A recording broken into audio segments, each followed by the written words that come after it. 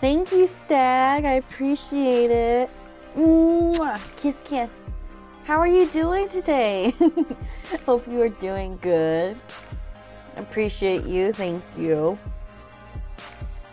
I did turn up the volume on the game, so let me listen to it real quick and just see how it sounds. Because last night I was listening to it. It was pretty quiet, I'm not gonna lie. So, let me see. Oh yeah, that's much better. It was just really quiet, and I was like, oh, I didn't realize it was that quiet. Like, so I turned it up a little bit. So hopefully it's a lot better now. But hello, hi lovelies, how are you guys? I hope you're all doing well. Mwah. Appreciate you guys. Low-key dying at work, hopped on some medicine. Aw.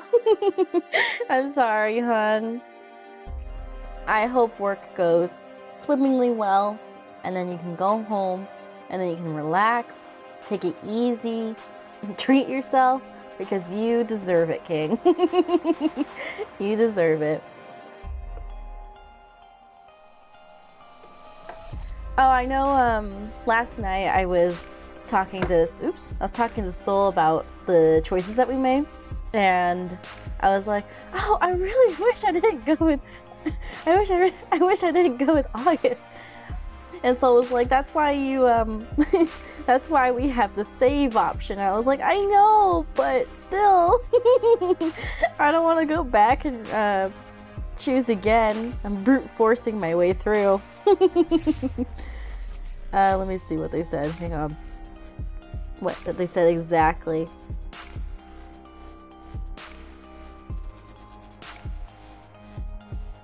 But yeah, it's not worth going back because it doesn't affect your like reputation with certain people. So you can just brute force your way through. And then apparently at a certain point it'll say, hey, you can't go back after this point. And then you'll be like, oh, now I need to actually choose. It's like Flashpoint, you just gotta make another choice. Exactly. But I think I'm safe because I feel like we're in the very beginning of the game. So he was just being a stubborn butthead the whole time. I was like, huh. You're cute, but you're being kind of an ass. It's okay. We made him soften up a little bit. I like the challenge. Finn would have been a lot easier, but I accept the challenge. Right? I'm just being honest, that's all. Okay, let's see. I got my kitty on my lap. She does not want to hold still, but hey, at least she's not mad this time. Last time I was streaming, she was trying to get my attention, so she was like tearing up the carpet. I kept having to tell her no. I was like, no, baby, stop. But you're happy now, aren't you? She's purring. She's happy. Has to make her. I know, right? Not the carpet. Like, damn. Especially when it's like she knows that she I can tell she's listening to me too, because she'll look up at me and then proceed to do it while staring at me dead in the eye. And I'm like, stop. You're being such a brat. Your sister listens to me, why can't you? I don't know. This is funny. I don't remember what was happening. I guess we'll find out in a minute, won't we? Chill air hits me as soon as I open the door of Ezra's shop and step outside. It hisses in my ears, piercing through my layers like it wants to chase me back indoors. Got a T-pose to assert dominance. If there was any way to describe my cat, that would be it. That's exactly how she is. Huh. That's exactly how she is. Like, the way she, like, lays on me, or, like, tries to, like, if I'm trying to, like, do something, she'll, like, sit on my arm, or sit on said thing, or she'll get in my face.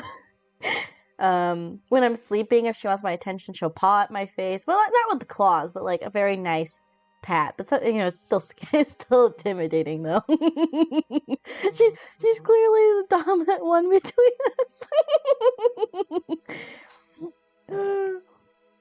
I'm like, okay, I'll just let you do it. Okay, I'm scared.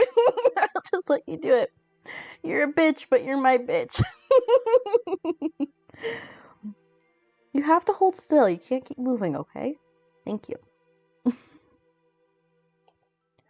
I can think of no alternative more enticing, but my work here is done, and I need to move on. Not a moment less well-timed, it seems, as I close the door and immediately notice a familiar face sulking about just out of my vision until now. Is it Algar? Let's go.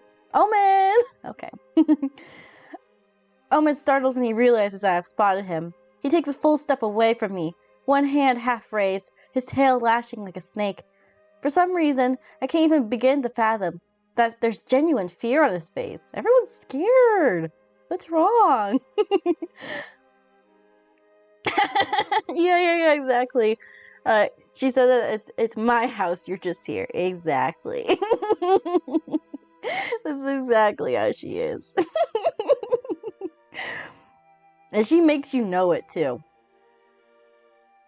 She's like if I try to ignore her or if I don't spend enough time with her, she'll like follow me around like a dog. If anywhere I go, she has to go. And if there's someone that she doesn't like in the room, she'll make sure that I can see her, but like just out of the corner of my eye, so like across the room or under the Christmas tree. She makes sure that I know that I can see her. Or like if I want to go to the bathroom, she has to be in front of the door. She'll meow and like try to claw up my leg, or not claw on my leg, but like pat on my leg and be like, give me attention. You were gone for too long. And I was like, I'm only gone for 5 minutes. She's always watching. It's like that, Monsters Inc. meme. Always watching. That's exactly how she is. Omen.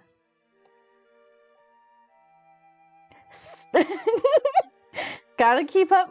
I have yet to fail to do the romance options now. I can't stop now. Speak of the devil. The first thought that crossed my mind is that he's suspiciously distraught. The second that it pains me to see him this way. Maybe a distraction is in order. I try to catch Oma's eye, and I wink at him. Oh, cute. Speak of the devil. I was wondering where you were. He's such a cutie patootie, though. It's kind of... Oh, I made him blush. Let's go. Am I imagining that he's stiffening at my words? It's hard to tell with how stiff he already is. It lasts for only a second before his face turns red. Cute. Maybe redder than just a blush. Something flickers in Omen's eyes, like embers about to burst to life. But he looks sideways too quickly for me to make sure. Bye, Rose. She just left. She's made her debut. Now it's time for her to go. I still see you, just saying. His aura churns, shifts, but doesn't change. Oh, Omen twists a strand of hair around his finger and tugs at it, tail twitching most anxiously. Adorably. Little cutie patooey. I'm sorry, I didn't mean to upset you, Omen. I wasn't upset, just surprised is all. Aww, I surprised you? Poor guy. He glances at me again, very briefly, his brown eyes half hidden beneath long lashes. Omen swallows, and that blush intensifies. Oh, it was a good surprise. The man's look traumatized. He's trying, okay? He's a little cutie patooey. He just needs some extra love, and that's all. Everyone's scared of him. I'm sure he's probably traumatized. Probably most of these people are anyway. Just my kind of people, I swear. But he is smiling, much to my delight. Tremulously, uncertainly, but he's smiling at least. After a moment, he even designs to meet my eyes. Clearing his throat, Omen folds his arms together. It seems to make a conscious effort to relax. Thank you for worrying about me. I promise I stayed out of trouble. Aww. I don't know if you pinky promised, but you pinky promised in my mind, so I know you did. You're a good boy. I know you would. I believe you. Omen blinks, then smiles wider, his shoulders sinking in palpable relief. Okay, that's good to know. Very good. But why does he look so worried? Everyone's so like on edge today. I mean, I know there was a murder that happened, but you know, I mean, other than that though, I mean, I'm here. Aren't I good enough for you? He looks at me intently, head tilted to one side. What about you? I heard there was some kind of trouble. I'm unhurt. That doesn't mean there's not trouble, though. Omen's eyes flickered to Ezra's door, expression dubious. I wasn't seeing him because I was hurt. Don't worry. Aww, he's so concerned. Cute. I still want to see what he said about us in his book, though. Oh, okay. A moment of slight awkward silence passes before he continues. I'm looking for someone. Omen says this very quietly, like he's confessing a secret to us. He scans my face with eyes flickering red, rather than the usual warm brown. I wait, since there's little I can say. Then, something seems to resolve. Omen looks from me to Ezra's door, then takes a step back, his mouth tight. She's probably not in there. I should get going. It's nice seeing you again. Who are you looking for? There's a kitty in there. You're not looking for the cat, are you? I feel like the cat is its own character because it's literally a magic shop. Are you looking for the cat? If you just told me who it was, I could help. Okay? He's cheating with the cat! I didn't know you could cheat if you didn't have anyone in the first place. Ooh, roasted! Yeah, I don't know. If he is cheating, that means I'm like with everyone in this game. Like 5 people. I mean, I know he's got glamour on, so it's not that weird. But imagine cheating on someone with a cat, though. Also, nice seeing you too, Omen. He makes a turn away, and I don't know what move. Wait. He makes a turn away, and I don't know what moves me to act. Perhaps it's his aura, the way I suddenly sense it swell under his glamour, and spot the wisps of flame trailing from his hair to the tips of his ears. Trying to get a harem ending? Yeah, let's go. You can be monogamous or you can be polyamorous, as far as I've been told. But you can't romance everyone. I know, so sad. If only. Perhaps he's walking away, and I simply cannot let him go right now. Perhaps I'm tired of one more fucking mystery in this town. Either way, I reach out and grab his wrist. Wait! And instantly regret it. Uh-oh. Did I make him angry? Aw, he actually looks kind of cute, though. I made him angry. Heat scorches my hand, forcing me to withdraw with a small cry. Omen looks over his shoulder at me with glowing amber eyes, his lips drawn back in a half snarl. His still eerily human face is framed by a wreath of fire. My guts clench, twists drop under the sudden glimpse of an immense, blistering presence that sprung out of nowhere. My instincts scream at me in warning. It's okay, he's a cutie patooey, he would never hurt me. Right? Right? Demon. Then Omen jerks back, as though out of a trance. And everything extinguishes. It's okay, he has anger issues. I don't know how long we stand outside Ezra's shop with the space of a sword swing between us. Omen's arms are limp by his sides, making no move to defend himself. All he does is stare at me with huge eyes and palpable horror. I'm sorry. Oh, it's okay, you didn't hurt me. It's okay. I'm not scared of you. If anything, I'm less scared of you now. I force my mouth open to tell him it's alright. I've had worse, really, but I can only pry my jaw apart. The words, I can't force them through. Aww, no, he left. He's not waiting to hear them. He's stepping away. 1, then 2, then 3, and he then turns and flees. Aww, I gotta go apologize to him later. Poor guy, I scared him. I can't move my legs to follow. By the time I get enough control of myself back, Omen's already long gone. The poor guy, I scared him. Scary, spooky. In hindsight, I'm glad I couldn't follow him. Yeah, he fucking bolted. He was like, nope, I'm out of here. It takes a tremendous effort for me to pry my stiff fingers from the comfort of my weapon. Wait, weren't we supposed to go see August or something? We've just been waiting here all day? Follow him to be a stalker, you really gotta commit? Yeah, exactly. You know?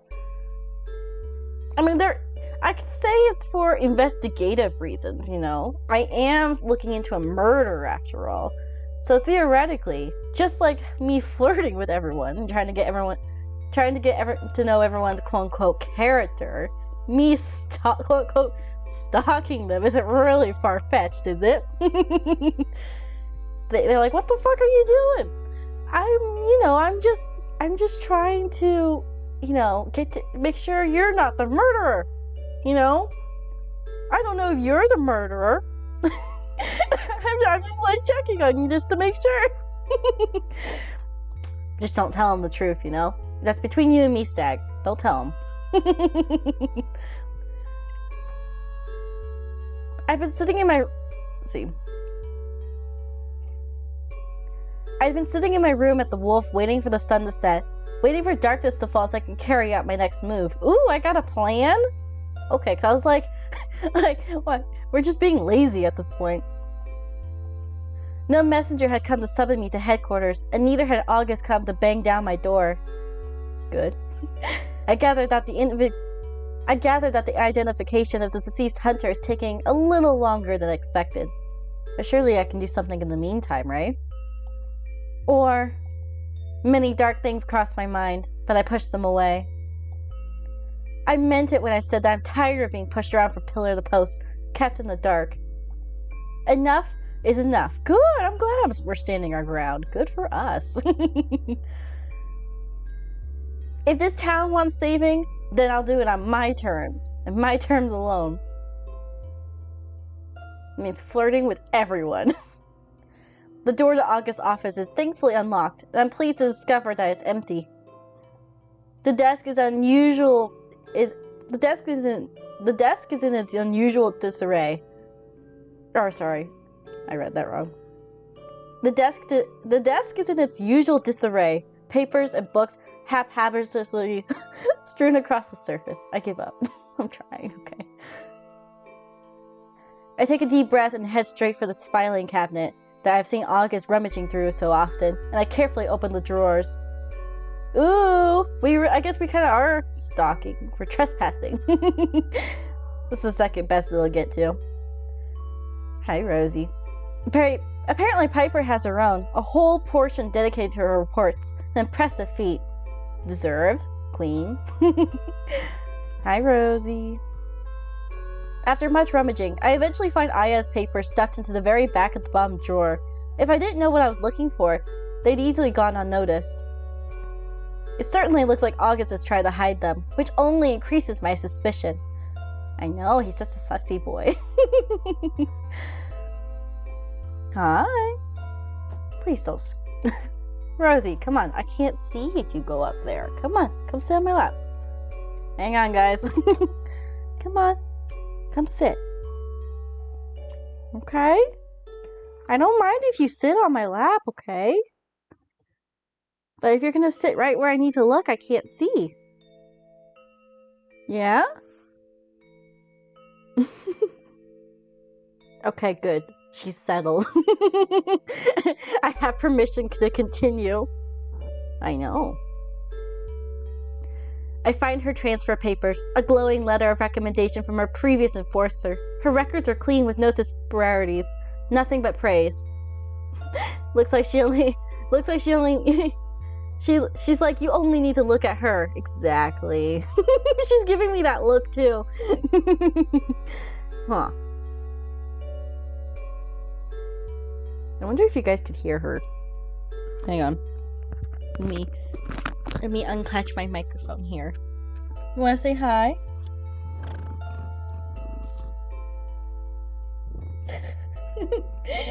Hi, Rosie. You wanna say hi? She's like, why the fuck are you putting this thing in my face? She's not a very, like, loud kitty. It's okay. Okay. Alright, so for some reason, Aya's papers look completely clean, even though she got arrested for apparently no reason. Very sus. Especially when August was her mentor too, or whatever. Very suspicious. I see the words kind and thoughtful repeated multiple times, and the only complaint, if you can call it that, is that her enforcer said that she was overly cautious. Well, in that case, why was she thrown in jail, huh? Then I find it. Ooh, give us the tea. Then I find it. Her discharge papers, an obnoxious red treason stamped across the front page. In the blink of an eye, the whole office lights up, and the door loudly slams against the wall. Uh-oh! I think we've been caught. Hello, Grex.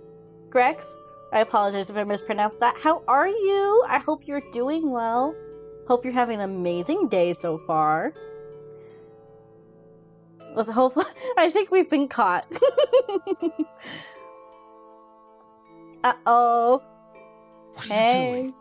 Hey, I'm sorry. I'm not doing anything, I swear. Hi, Wix. How are you? I hope you're doing good. Mwah. Kiss, kiss. I'm good. I just woke up not too long ago, and I'm already excited to like keep digging in this game. So, my friend Soul bought this for me, and I am hooked. I was like, I played it for 7 hours yesterday, and I was like, I need to keep playing it. But I got my kitty on my lap. I got you guys. It's all good. And apparently, yeah, it was 7 hours. It's hang on, let me get the name for you. It's called When the Night Comes. It's more like a visual novel, but with supernatural creatures, and it has a murder mystery, and it's also a dating sim. And you can also romance more than one person at the same time. It's perfect. And you know what's the cool thing too? I was already impressed by it. You know what the cool thing is too? You get to pick your pronouns at the beginning. That's awesome. Most like visual novels or like dating sims don't give you that option. I liked it. Yeah, I highly recommend it. It's so good so far. Right? I was like, what? This is awesome. I love it. Hydrate? I know, I'm just thirsting for August, huh? Let me open this real quick. There we go. Cheers! Bottoms up! We're starting early today!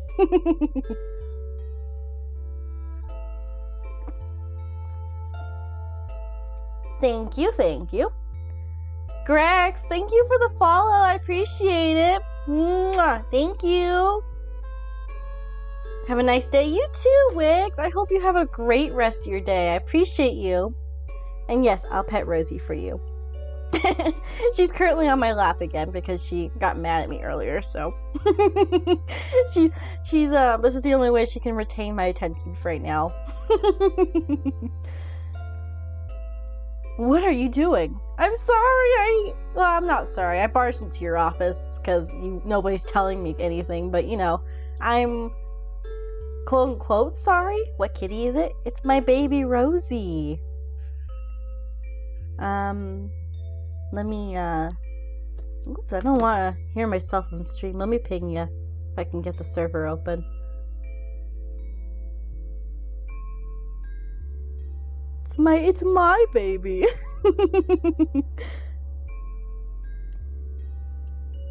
Where is she?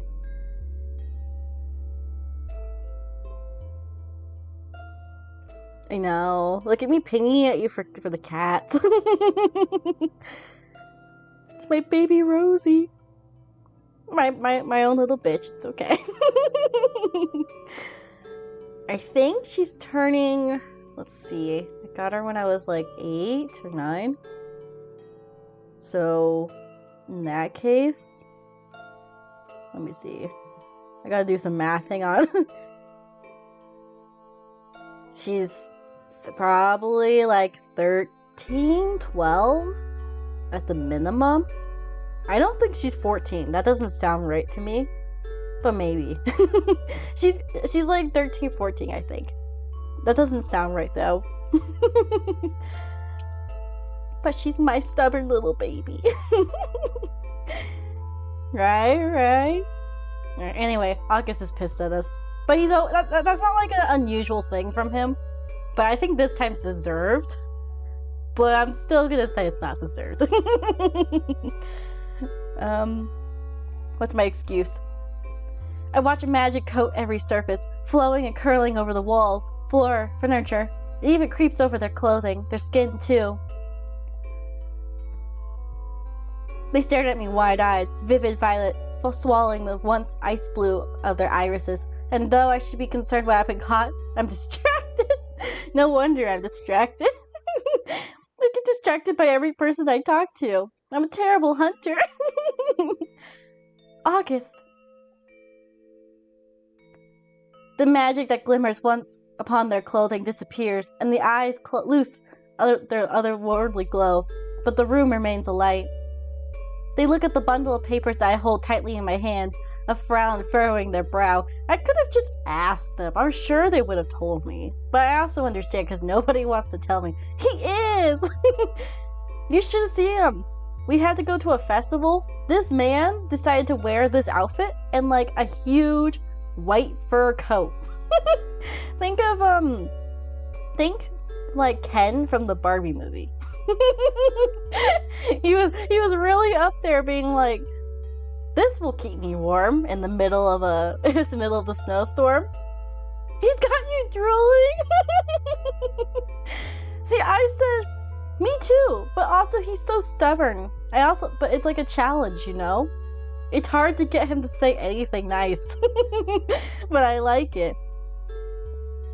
Here's all the others though. This is Piper, she's mommy. This is August. This is Finn, he's a vampire, and I say he's dating Ezra here, so they're kind of together. Soul told me you can date both of them individually or together, which is cute. You can be naughty for me. I think August would be the one telling me what to do. He's that kind of guy. This is the wolf pupper. I'm blanking on his name right now. He's cute. He's cocky, but he's like super sweet, you know? He just likes to be the center of attention. And then this is Omen. He's like a little kitty patooey. He's like so sensitive and he's always worried about people's feelings. He's so cute. Mommy is hot too. She cusses all the time, and it's like it makes me flustered every time. Hopefully, I can show you more of them. They look at the bundle of paper. Oh, I read this. Never mind. I would ask that you put those back, Hunter. Oh yeah, I put my name as Abel Bones because this is Soul and me combined. I giggle every time I see it. Their words are eerily calm, and they seem more concerned than annoyed. What happened to her? They closed up the door, clicking the door and checking the handle before they walk toward me. As poised and perfect as ever, they stare me down. You know, not even Piper found those. I hate to admit that I'm impressed. Well, you didn't hide them very well. They were just like at the bottom of the pile. Piper just didn't look through your papers, that's all. She's a very forward, like brute force kind of person. Me trying to hide. Right? August. They unfurl their fingers with a silencing gesture, and I pause. August is still my superior officer, and I am nothing if not respectful. Am I? I've been nothing but hitting on this man and giving him sass the whole time. I do not wish for Piper to be demoted, nor do I wish for you to meet the same fate, but I appear to be having a case of déjà vu. But, you know, sometimes the hand that feeds is a forceful one. It's the reason why Piper got demoted, because she found out about your dirty little secret? Huh? Spill us the deets, come on! I need to know for my investigation, obviously. Not just because I'm also curious. No one will give me answers! I'm perplexed. I expected a much harsher conversation. August isn't exactly known for their calm temperament, and this is startlingly out of character. Yeah. Just like how I'm, like, quote-unquote, flirting with, quote-unquote, everyone. Totally not true. It's for my investigation, you know? I gotta really learn everyone's character, you know? I can't trust anyone. I have to, you know, pick out who is and isn't the killer. It's definitely a quote-unquote investigation.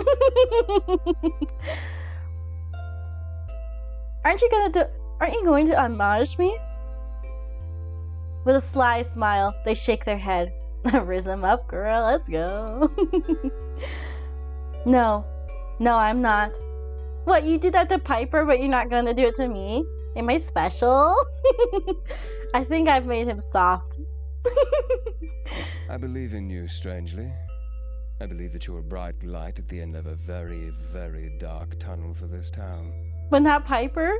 Piper had my job, and then you demoted her. What makes me different?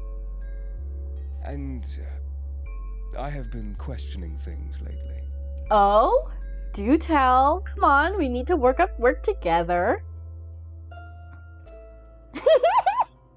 I gotta keep up the train. I have yet to disappoint yet. I'm here for you. The look that crosses their face breaks my heart. It's one of shame. I long to comfort them, but these papers weigh heavy in my hands. August, please. I can't take any more dishonesty.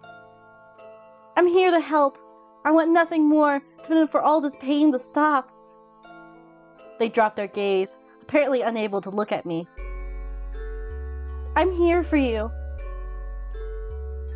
I made the man flirt, or I made the man blush. Let's go.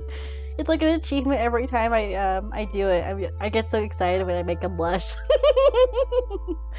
I'm such a good Riz. You know, I might not be a good hunter, but I'm definitely good at rizzing, apparently. And I'm here for it.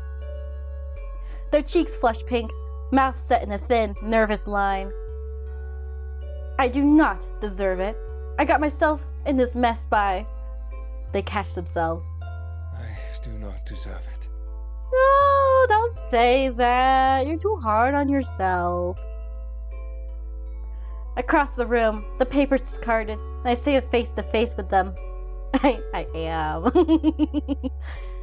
I am. I'm such a good blusher. Help me, August. I tentatively reach for their hand, and they take it without question, lacing their long fingers within my own. Even the magic blushes? I'm gonna assume that's why. That's so cute! The markings brighten, thrumming in time with what I assume is August's hammering pulse. That's adorable. He can't really hide his blush scent, huh? People are terrified, and I think you are too. What did this girl do to deserve to be forgotten? If I told you that I do not know, would you believe me? No. She was your apprentice, like your you were her enforcer. How could you not know the reason why she was thrown in jail? Unless maybe Harry knows? If Harry knows, because he's above August, in that case, Harry's sus. Maybe I shouldn't trust Harry. My theory still stands. I run my thumb along the back of their hand. I look deep into those eyes that seem to hold the universe. I would. Then Doubt. you must be a fool. I am. I'm a fool for you, baby. It keeps pulsating. That's so cute. I laugh quietly, reaching up to cup the curve of their jaw with my free hand. Oh! We're getting touchy. They lean into my touch as if they've craved it for an eternity. Then a fool I'll be. I can't tell you guys how much I'm smiling right now. This is so cute. The time spent with them at the festival granted me access to a very different August, one that I find myself becoming quite fond of. I relish in the warmth of their flesh skin against my own, reveling in how beautiful they are. He can raise me up on the inside. Yes, sir. I mean, he likes to calling me sir, so like, yes, sir. I'll always protect you, August. We can help each other out here. Something in my gut tells me that this is really all connected, and this doesn't exactly comfort me. The very institution that I work for, the thing that I've dedicated my entire life to. I move to pull out the sash and I let it unfurl, holding it before them, and August's eyes grow wide. Who does this belong to? Aya Walker.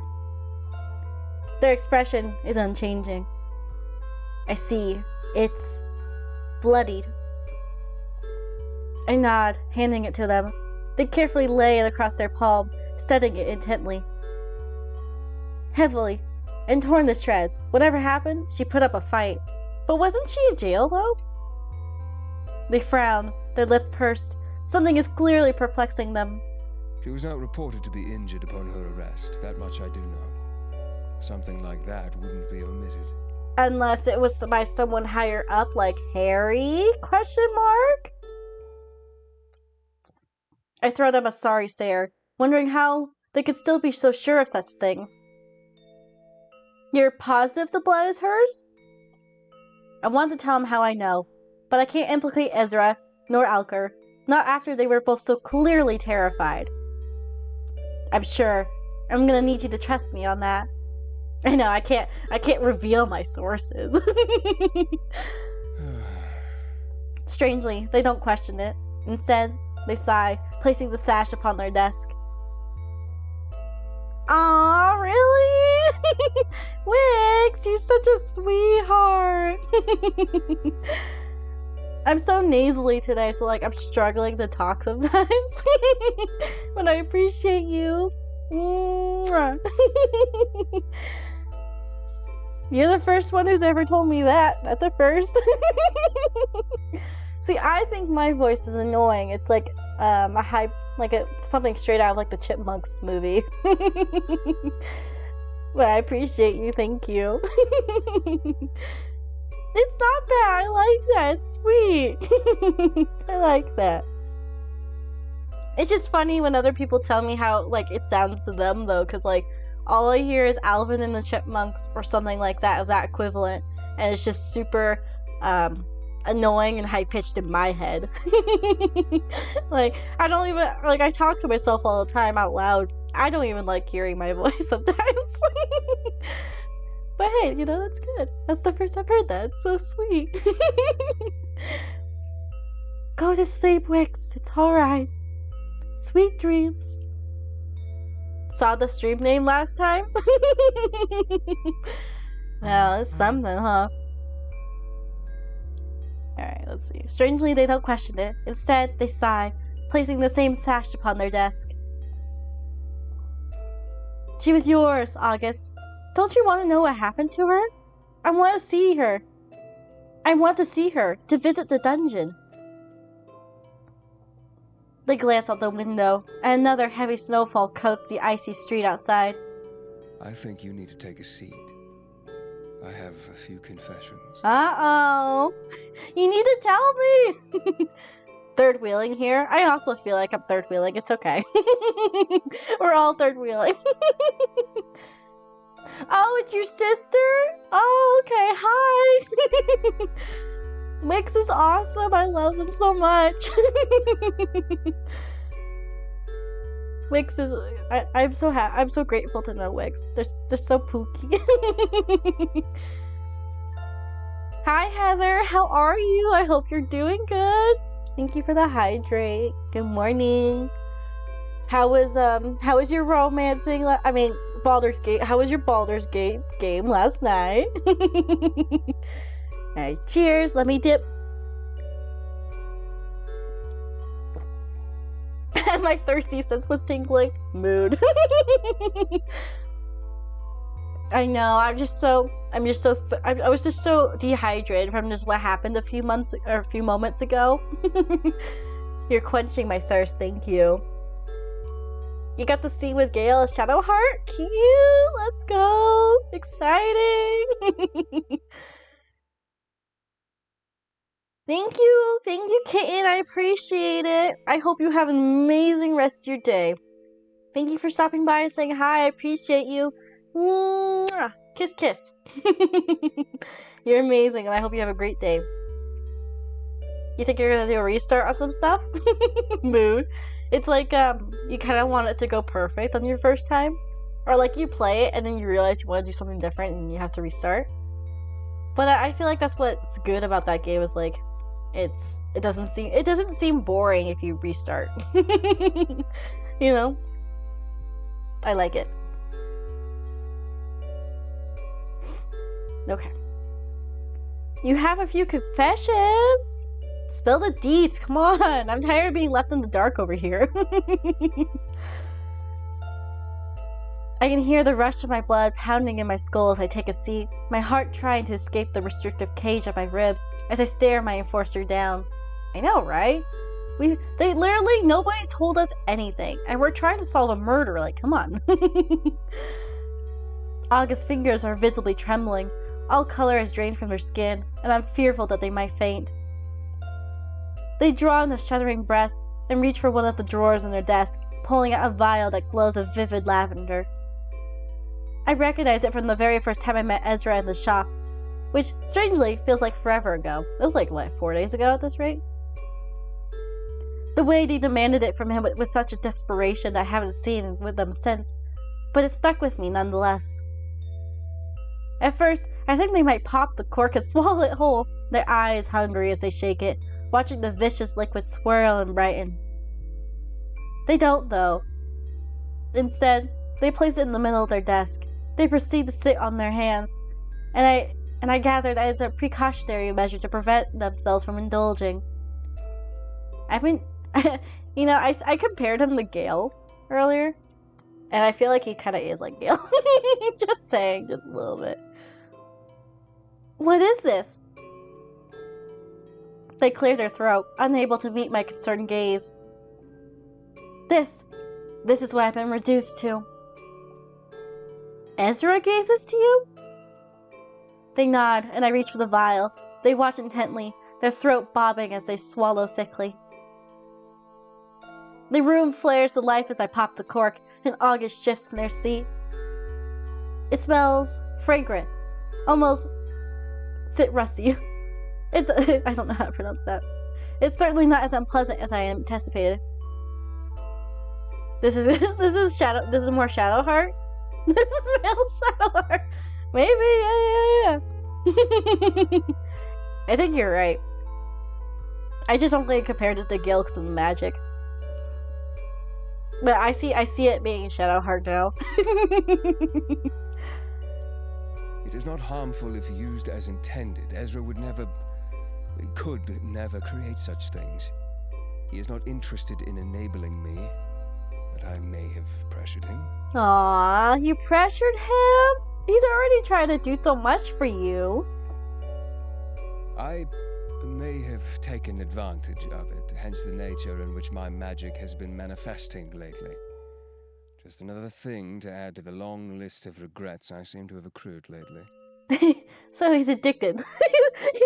He's addicted to magic then. Definitely similar to Shadowheart. She said something similar. Oh my god. Then yeah, he's definitely Shadowheart then. Are you like Shadowheart? He even looks similar too. I look around the room, now understanding how such a display is possible. What does it do, exactly? I can feel a crackle in the air, an obvious shift in tension.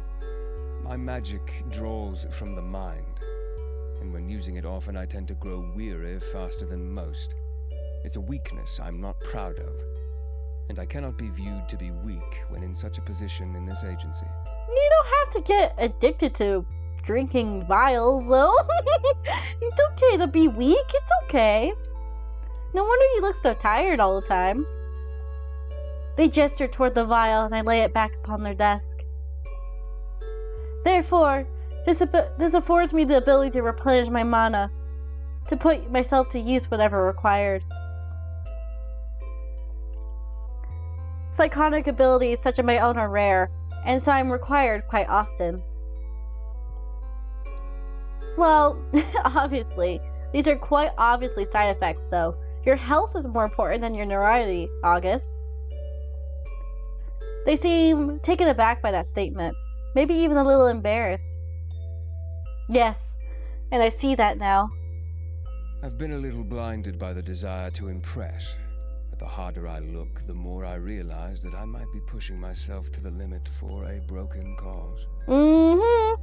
I think we can both agree on that. I blanch at that. Those words coming from August's mouth seem so unreal. It's casually honest statement, painfully honest, even, and certainly not something that I could imagine the enforcer I met just a week ago daring to utter.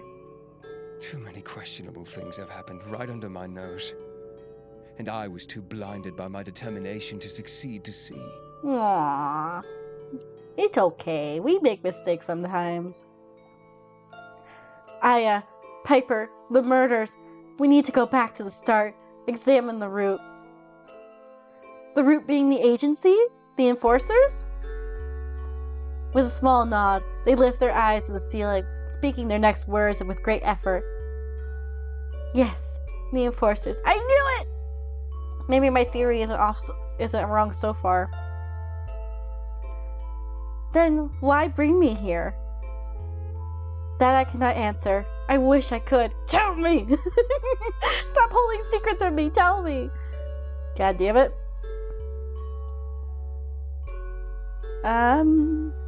He is a polite though. He is. At least he's polite about it. But still. Nobody's told me anything. What about Aya? Tell me more about that. That sitch. They rest their elbows upon their desk, stapling their fingers. It's not much to tell, really. She transferred here only a few months ago. We barely become acquainted when she was arrested, though Piper took a liking to her. A small smile crosses their lips. They worked well together, and I finally got to catch up on the ridiculous amount of paperwork I accrued during my time spent in the field with Piper. Why were you in the field? Well, things have been a little busier than usual here in Linares lately. Creature activity has been at an all-time high these past few years, and Piper and I made an unstoppable team. I know, you guys butt heads, but you guys work well together. Stretchies! I don't know how to stretch. I have a cat on my lap. I'll twist my back. Ugh, that feels nice. No, Rosie, come back. I'm sorry. No, don't go in front of there. I can't see. Here, I will sit differently, though. Rosie, you gotta... Here, I'm sorry. You gotta move. It was her choice to move. It's not my fault. But now she looks pissed. Hi, Soul! How are you? Mwah. I hope you're doing okay. Hello, Pookie! It's... God, everybody, it's my husband! It's my wife! Say hi!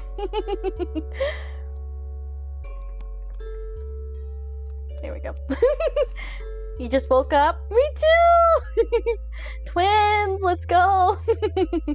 You deserve it, though. Mwah, mwah, mwah. Kiss, kiss.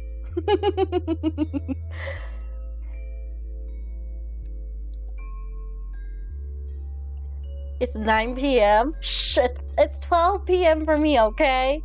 Okay, it's not that bad. It's only a little different for Soul, you know. I had two kitties like side by side with me this morning. Like I didn't want to get up. one in like each nook of my arm. I didn't want to. It's 2 p.m. here. You deserve it though. You're sick. I mean beautiful, but you deserve your beauty rest, you know? You're not feeling good. It's okay. I contemplate that for a moment. For any peak in activity is usually for a reason. It's been worse the past few years? Not always as bad? They shake their head.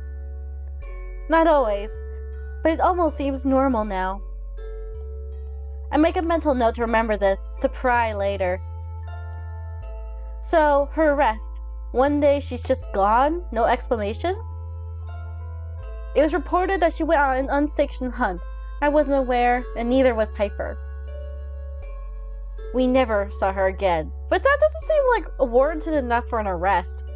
I'm very sussy of Harry now. Harry and all the other people. But Harry's the only one I can point my finger to at because that's the only other person we met.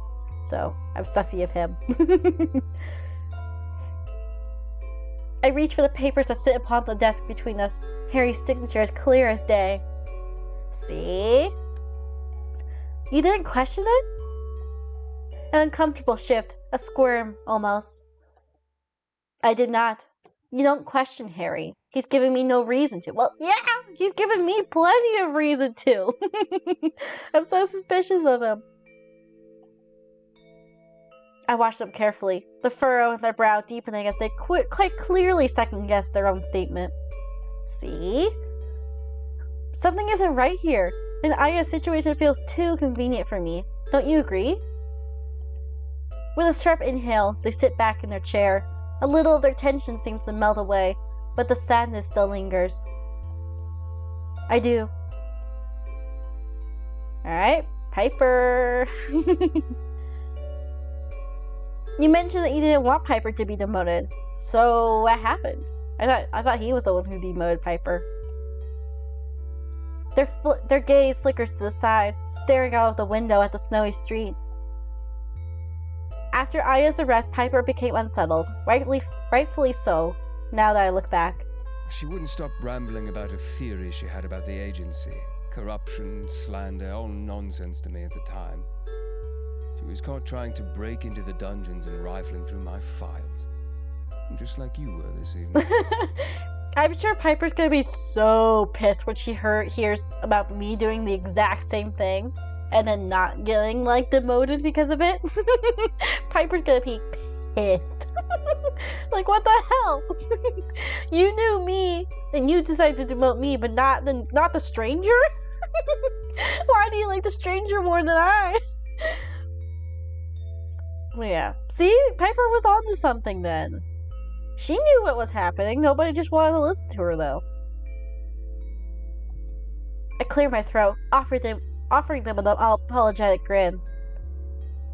I wasn't too infuriated to truly think straight, and before I got a chance to defuse the situation, Harry caught wind.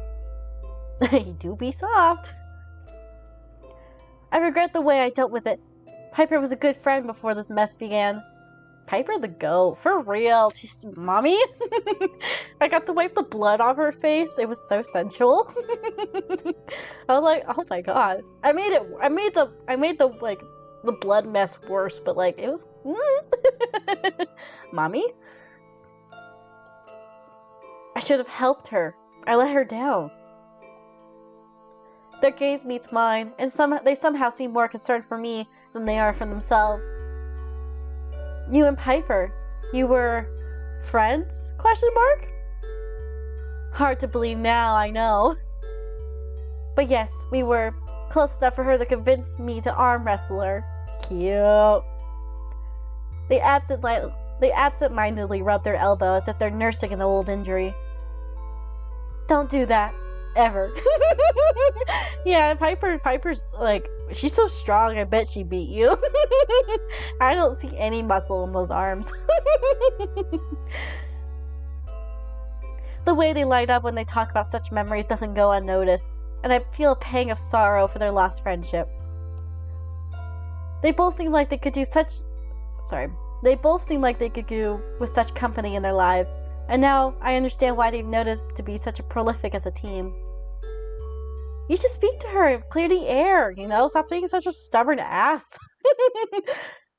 Both of you are so stubborn. You need to talk to her. The look they throw me is less than convincing. Piper is a proud person. She's been wronged by someone she trusted, and she does not trust freely. I wouldn't expect her to forgive me without much begging, but I shall try. Wix! I didn't expect you, of all people, to say that. I didn't expect Soul to say that.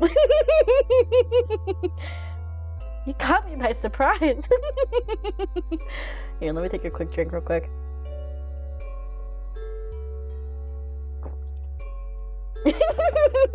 I know! It was so forward!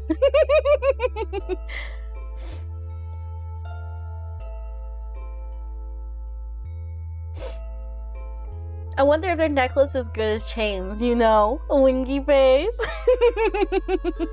I know. Maybe. Kinda cute though. Is he kinda kinky? Yeah, August goes by they. Don't worry, sometimes I slip up sometimes too.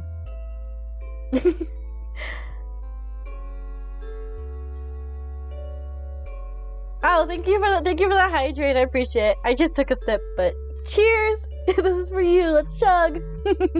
Let's go.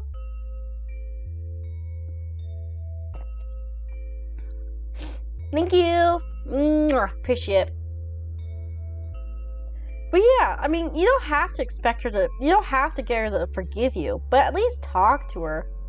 You know, forgiveness is earned. Forgiveness is earned, so like she doesn't have to give you that, but at least say it. Break the ice a little bit, you know? I truly value their friendship, and I've been cruel to her in my mission to please Harry. Yes, sir. Yes, you have. You need to go, you know, say sorry. Come on, dude. I know, Wix, you do. I'm looking forward to it. That ends now. Yay! Let's go. Good. Character development. Let's go. The necklaces would be good, but when you see the boots, oh, Oh. Okay. I'll have to check out his boots. I'm excited. Okay. I see where you're coming from, Soul. Okay. I need to see. August pushes away from their desk, swiping the still glowing vial as they stand. They cradle it gently in their palm before it's shoved firmly into the drawer from where it came. What next? What can we do? I think you should speak the Piper. You should speak the Piper. How about we both speak the Piper? She might know more than me, especially after her snooping. Yeah, we both snoop. I stand too, my touch lingering upon those discharge papers. I want to go into the dungeons. I want to see her. They avert their gaze, cheeks rosy, their frustration evident. I cannot authorize that. Not when I know it would put your position in jeopardy. Stop. Stop. Everyone needs to stop worrying about me. I can handle myself. I'm determined. I got a vampire, a werewolf, a magician, a badass, magician. I didn't mean to say that. A mage, a badass huntress, you. I got a whole arsenal of people. Oh yeah, and a demon? I have a whole arsenal of people at my back. You know? Can you handle yourself under mommy? No. Definitely not. But with them, like, on my back, ready to support me? Absolutely, I can handle anything. They thoughtlessly slide their hand across the back of their chair, cutting me a sympathetic stare. I cannot have a repeat of what happened to Piper. Yeah, you can. Nothing will happen to me, August. Their concern is etched all over their face, and it makes my heart hurt. I realize that they truly do care for me. The guilt from what happened to Piper obviously eats at them, and maybe our added closeness makes it a little more personal to them. Maybe. Maybe. Behind your back, supporting you from inside, I mean around you. I mean, they gotta support me in more ways than one, right? My front, my back, up, down, in, out. You know, fully maximized. August, I swear to you that nothing will happen to me. I know what I'm doing. Do I? You seem very sure of that. Of yourself. I cannot lose you too. It's different than it was with Piper. They avert their gaze, worrying their bottom lip between their teeth. When they look back at me, they take a step forward, reaching out for my hand. Aww, I made him crack. I care for you. And that may sound idiotic. I know we've only been acquainted for a mere week, but... It's still longer than the Dead by Daylight sip. That one was like 3 days. This has been a week. So my persistent flirting has finally changed you around. It made you from a cold man to a warm man.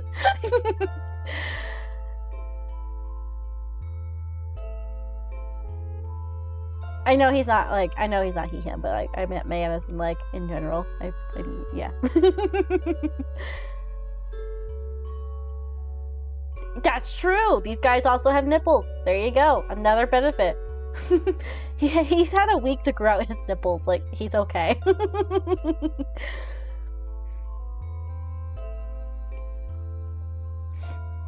I squeeze their fingers when they lazily twine them with my own, almost as if August is unsure if their affection will be returned. I feel it too. Oh, I see. Cute. Well, then I'm sure you can understand my predicament here. I nod, because I do understand. I would hate to see August punished for any of my actions. I do, but I need you to trust me on this one. I won't do anything to get either of us in trouble. Doubt? Doubt? Highly doubt. Their hand falls limply from my own, their gaze nervously flickering toward the very locked door. I do trust you. I just don't trust anyone else. Whatever you have in mind, be careful. I got his permission! Yes, sir! I will make you proud! Let's go! All I have to do is just woo him a little bit. I smile because I know exactly what I need to do, and who I need to help me do it with. They watch me intently, lips quirking into a small smile as they watch my face light up. You have a plan, don't you? I do, but I'm not sure you're going to like it. You may not approve, but we have a few allies that probably know the dungeons better than any hunter and enforcer could ever do. The dramatic and sudden roll of their eyes tells me they know exactly who I'm talking about. I have a plan, Arthur. Right? You want to enlist a bunch of vampires to help us break into the enforcement dungeons? Not a bunch, just one. Finn has lived in the town longer than literally anyone else. Surely he would know.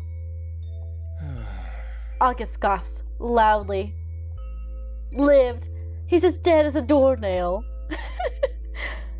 So you're gonna walk into the dungeons, Casimir in tow, and hope not to get caught. Exactly. I smile at their obvious distaste for my plan.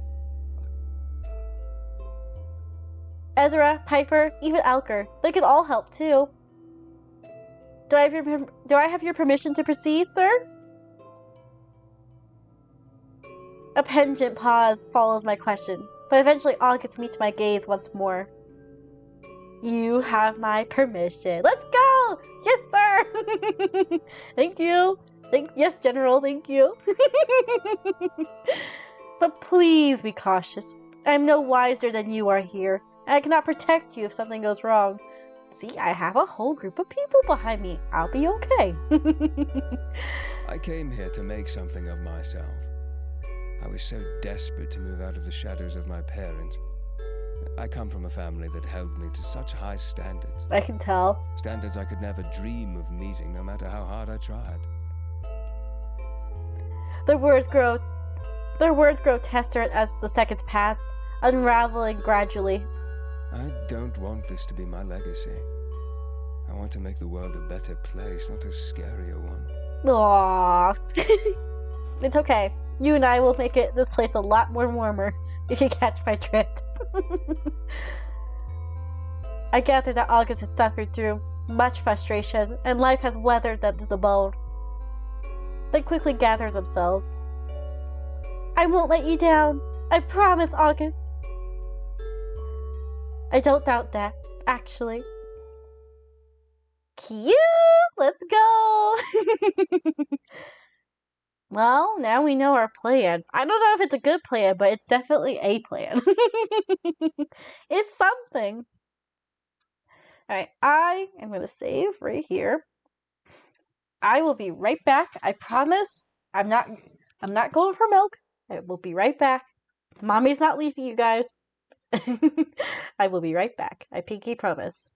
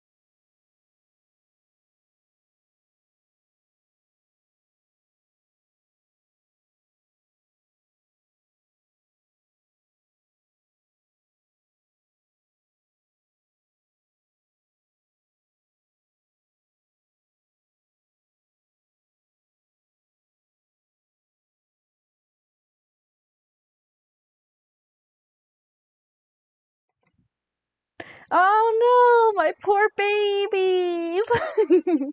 You guys are crying again. Mommy has some pacifiers or some boobas if you need them.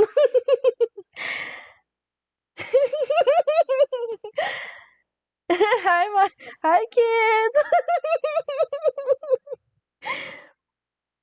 The couch is safe. It's okay. I can put each of you on one side of my arms, you know? I'll wrap you guys up and keep you guys safe, you know? I got plenty of room. You poor babies. I've left you for so long. Perfect. Exactly. I am curious though. I'm gonna Google. Oh my god, how many chapters are in When the Night Comes? 10? I'm only in 4. I'm not even like halfway in this game. It's so much. It definitely feels like I have a lot more to go. It definitely feels like it. But at the same time, I'm like, we're in 4? Yeah, right? Like, what the hell? I've barely scratched the surface. But I feel like we're gonna get some juicy bits now. So let's go.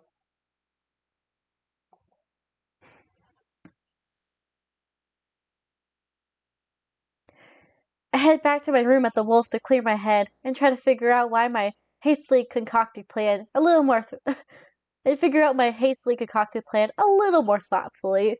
That might be a good plan. Might be a good idea.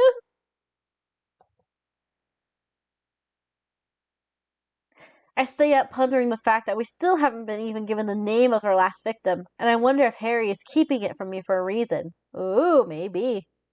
I'm so sus of Harry, I'm sorry. I feel like I should have told him the truth last time.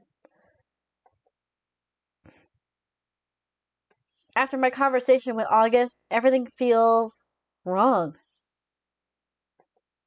A quick, sharp pang rises in my temples.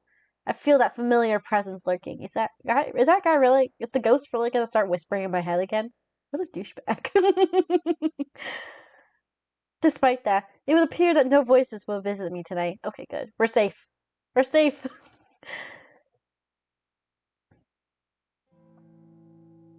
Because apparently nothing is sacred. Because nothing. Yeah, we hear voices. I'm not joking. I swear, I'm hearing voices. Okay. We all hear voices here. Don't worry. Because apparently nothing is scared in this town. And I managed to coax Piper's address out of Edina with little to no persuasion. I head across the street, unsurprised that she lives so close to the tavern, and as far away from headquarters as possible. That sounds just like Piper, though. Her house is small, but it appears to have character, much like its owner. Mommy, let's go. I take a deep breath and I knock. Ah, she looks beautiful! Stunning as ever, Queen! She looks surprised to see me. Her expression quickly softens. I wasn't expecting you, especially because I assumed you had no bloody idea where I live. Are you okay? See, Mommy! Mommy, no! I have my sources. I'm quite the investigative person when I really put effort into it, you know? Murder? No. Finding out where Mommy lives? Absolutely. A timid smile crosses my lips. I definitely don't think this is a conversation to be had in the street. Can we talk? Oh, sorry, of course, come in. Oh, her house is so cute! 1, 2, 3, 4, 5, 6, 7, 8, 9, 10. Probably some more hidden in the cushions. You can definitely tell this is her house. Although I would not expect this many plants around. I love the fact that she has so many fucking, like, daggers and knives hung up.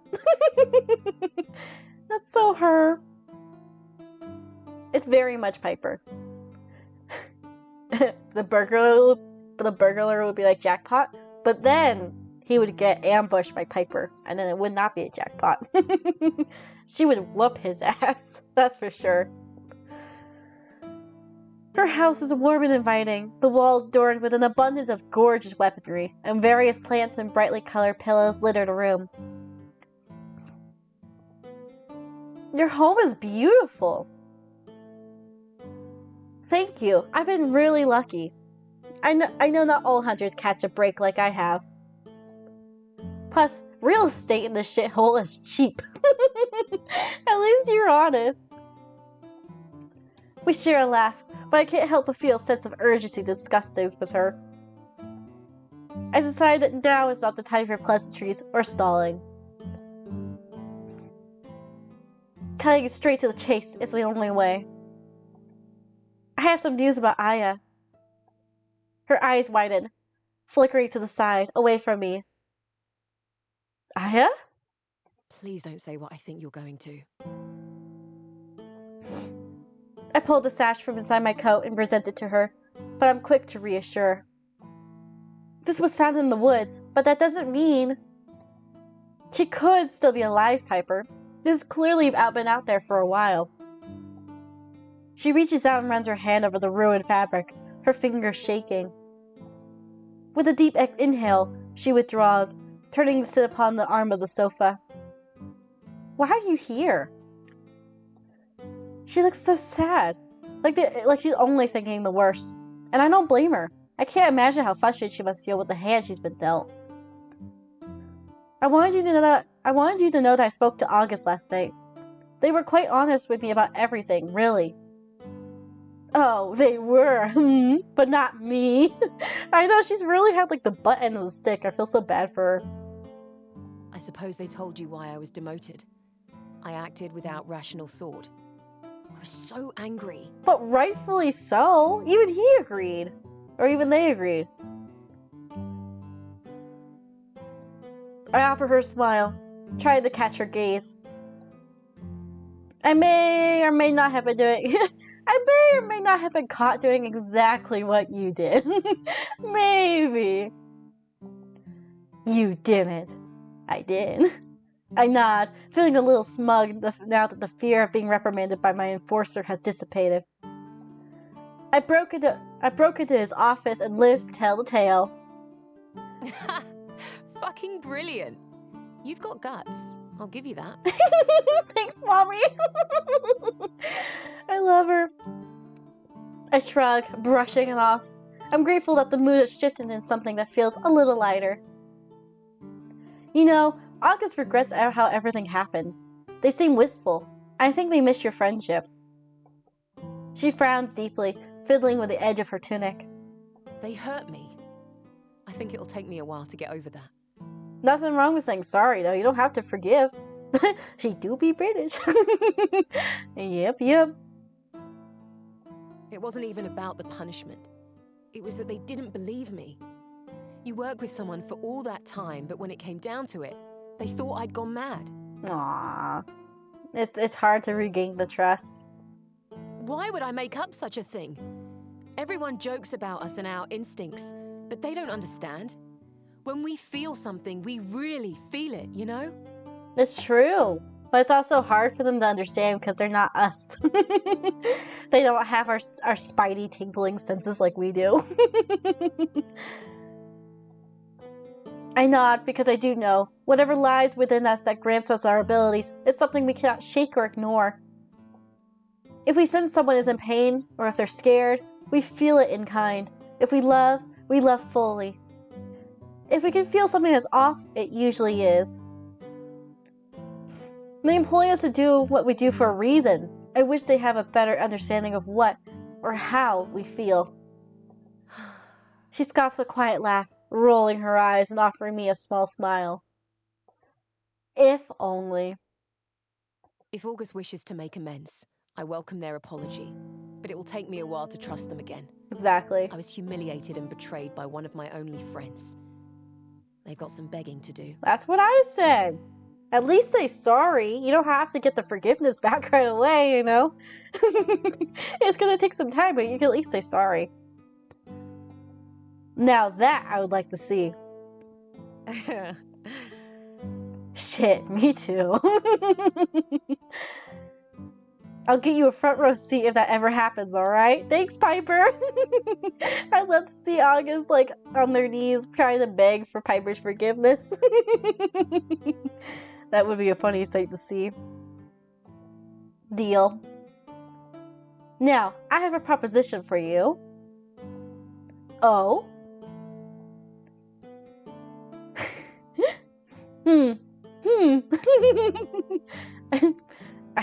I haven't swayed so far. Come on then. What's this proposition, dear General? We're going into the dungeons. You... what? She burst into laughter, her shoulders shaking. I love her little story. It's so cute. Then a pause as she registered that I might not actually be joking. Wait, you're serious? I can't help but laugh at her furious expression. You're a real idiot, you know? Are you jealous of my shameful demotion or something? Being a major isn't that exciting. No, I'm just that cocky. I'm just that confident in my riz, you know? Why are you grinning like that? I love her so much. I take her hand and she immediately tugs me closer. Oh, ooh, okay, okay. Because we're doing this together, so we'll be just fine. You're so cheesy. I really don't know why I like you so much. Ah, I got her the blush. Let's go. It's getting hot in here. It is. Oh my goodness. Hi, Rosie. What? You want to say hi to everyone? Yeah? No? You're just gonna stare at me? I know. Come on. We have Cat intermission. She's coming back to her spot. Come on. Come sit in Mommy's lap. Okay. I don't want you going in front of the screen I can't see. You love cheese, Piper, don't lie. I know she does. Just like Cassandra, I swear to God. Like, Miss, like, tough, but also likes the sweet, cheesy stuff, too. Aw. Hey, baby. I know you don't ever meow, but do you want to say something? Hi. Come on. Here, I'll clamp it just for you guys. You want to say something? Say hi. Aw, she rubbed on it. That's the most affection you guys are gonna get out of her. Aw.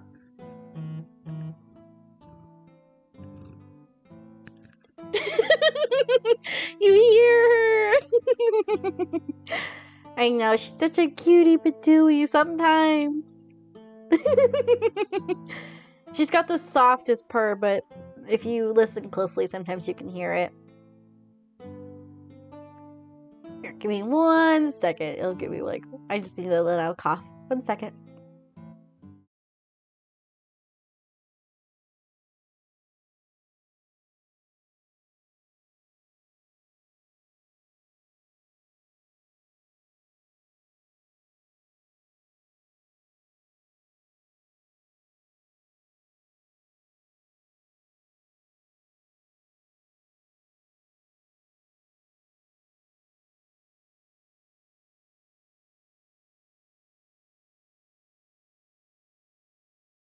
There we go.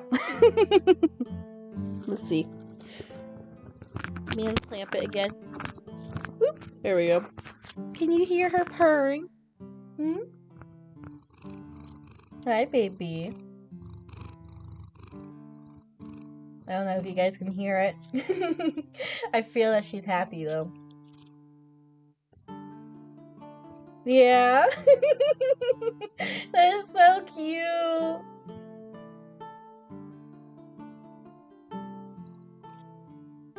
Aww.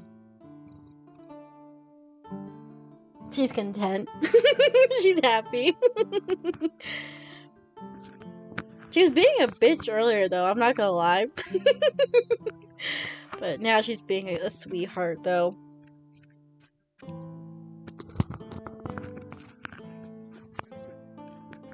There we go. I fixed it. But look, we got Piper blushing. How cute. Let's go.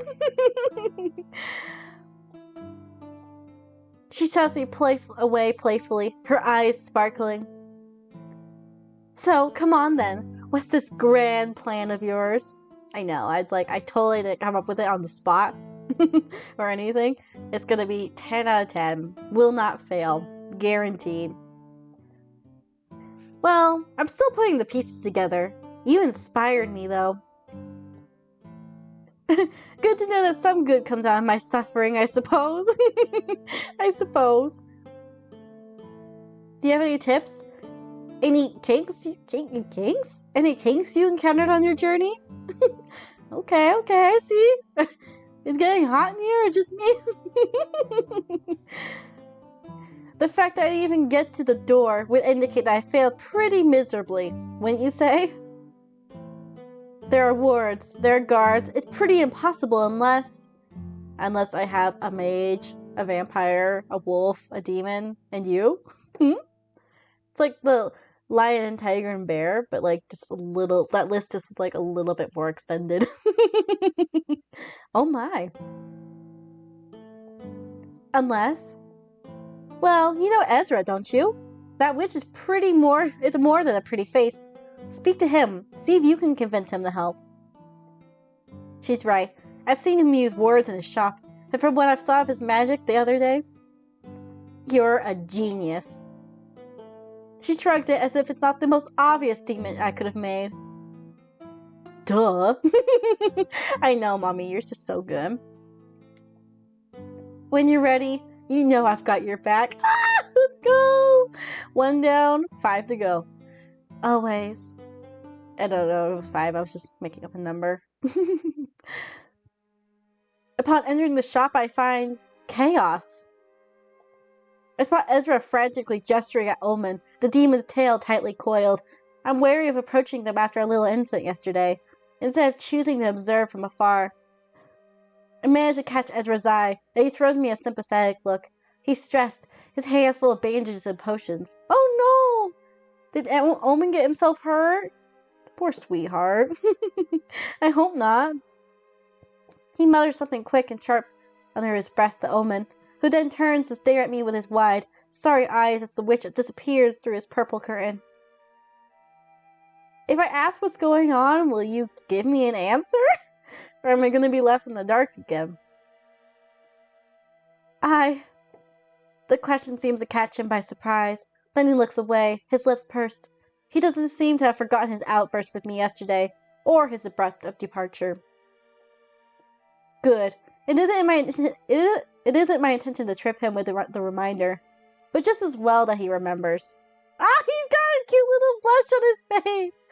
He's so cute. What a cutie patootie. Did you bring someone in who was hurt? Brown eyes snap at me almost instantly, and Omen moves as though he's the step between me and the entrance to Ezra's back room, then catches himself in the middle and forcibly drops with his arms to his sides. Is it the person he was looking for yesterday? Maybe she's in the back room? Question mark? He opens his mouth, stammering without speaking, then his shoulders droop in defeat. A little spark that might have caught the bandage rolls while his hand peters out. Yes, but maybe you shouldn't see her right now. I mean... I knew it! I knew it! I knew it was her, but I don't know who that her is. He licks his lips, a flick of the black tongue visible. It seems so eerily out of place on a face so painfully human in distress. At least let Ezra see to her first. He needs some space when he works his magic. But I need to talk to Ezra. I need to speak to him.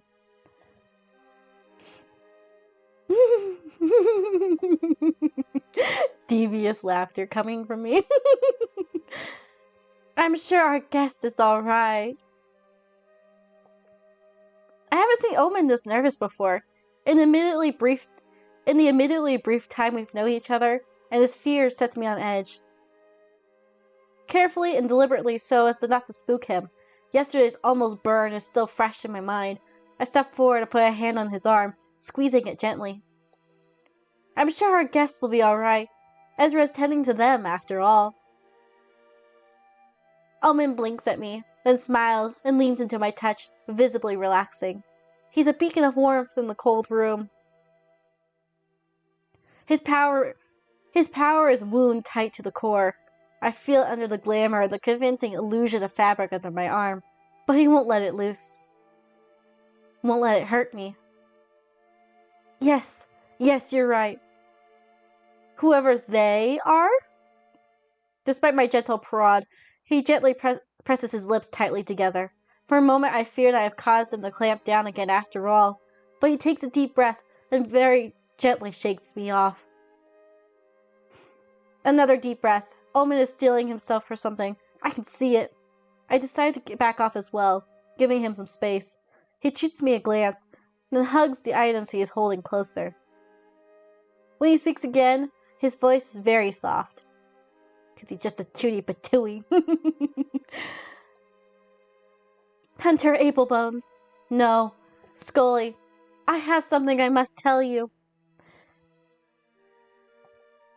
I'm listening. Omen smiles, though it is brief and weak, it also quick to disappear like candlelight in the storm. His eyes lose focus as he begins to speak. 2 years ago, I came to Lunaris. That is, I came to stay in Lunaris after a disagreement with my sire, my father. Aw, he has daddy issues like me. Let's go. I can relate to you. His eyes flicker around the room almost nervously, and I find myself straining to detect any eavesdropping presence, but there is none. Omen seems to find the same thing because his shoulders droop again. See, it's a good bonding experience, Wix. You know what I am. I suppose you've already guessed. I see that blush on your face, I know. Not only are they all hot, they're also very relatable. Exactly. They're relatable, they have trauma, they flirt back, and I can fix them. I can fix them. I can make them better. I swear. He sighs. Your people call him Lucifer, I think. The fallen divine. The Lord of Hells. Is your dad hot? I mean, usually people say that the devil's pretty hot, so I just get with his dad instead. Me, let's go. Thank you for the hydrate. Cheers for you.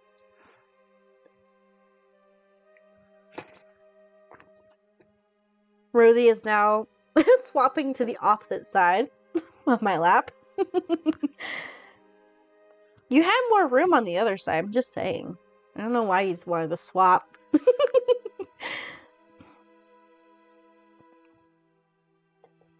It takes me a moment to process what he just said.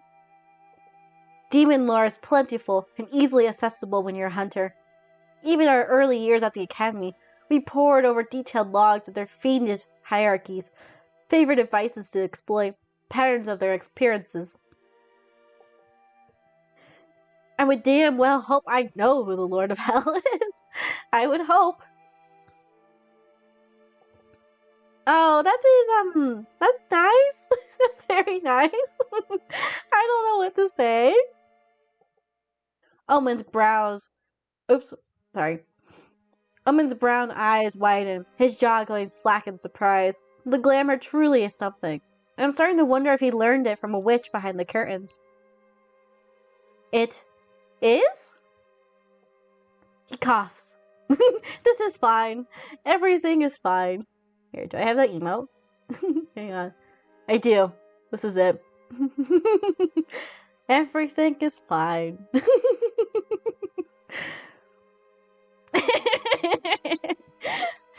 It's exactly how that is. He coughs. That was sarcasm, wasn't it? Maybe. Maybe it was. Yes. You're getting better at this whole human thing. Just saying. That was not sarcasm. Ding ding ding! Right on the spot. No. No, it was not. Something else also hits me. You're learning! What a good boy! You're learning! You what? Just give him a sweet every time he does something good, you know? It's like, you know how, like, usually, like, grandmas and grandpas usually, or usually, I guess, grandmas, the stereotype is that they carry sweets in their purse. I'm just gonna have to start carrying sweets in my pocket for Omen here. Every time he learns, I'll just give him a sweet. Little spoiler? Uh-oh. Spill the tea! Something... He's allergic to chocolate? Aww. I hope that doesn't mean we... I hope that doesn't mean we give him a sweet and he almost, like, fucking dies off it. Poor guy. I guess that means more chocolate for me, but still. That's depressing. It is! Chocolate's so good! Poor guy. I feel so bad for Omen. He's missing out. I say that as if he's, like, choosing not to. It's not like it's, like, life-threatening or anything.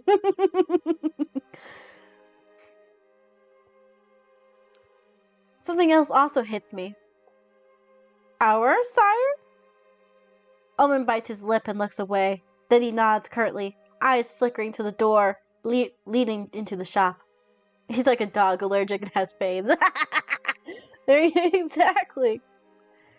He doesn't die, but I don't remember he eats like a whole box of it. Oh my god. He is out of control. Someone needs to restrain this guy. He's like, he's giving me, like, you know, like Leo and Stitch? He's giving me those kind of vibes. Like, I can just imagine him ravaging through all the cups and cupboards. You know, his tail flicking side to side, desperately trying to find any kind of sweets. But, like, in a Stitch kind of way. Or maybe that's just me. Yeah, see, I'm not the only one. I can see it. But then other times he's like a sweetheart. Exactly. He even kind of... He has the tail for it, too. Well, then... Does your father know that you're here? In the mortal realm? Can he find you?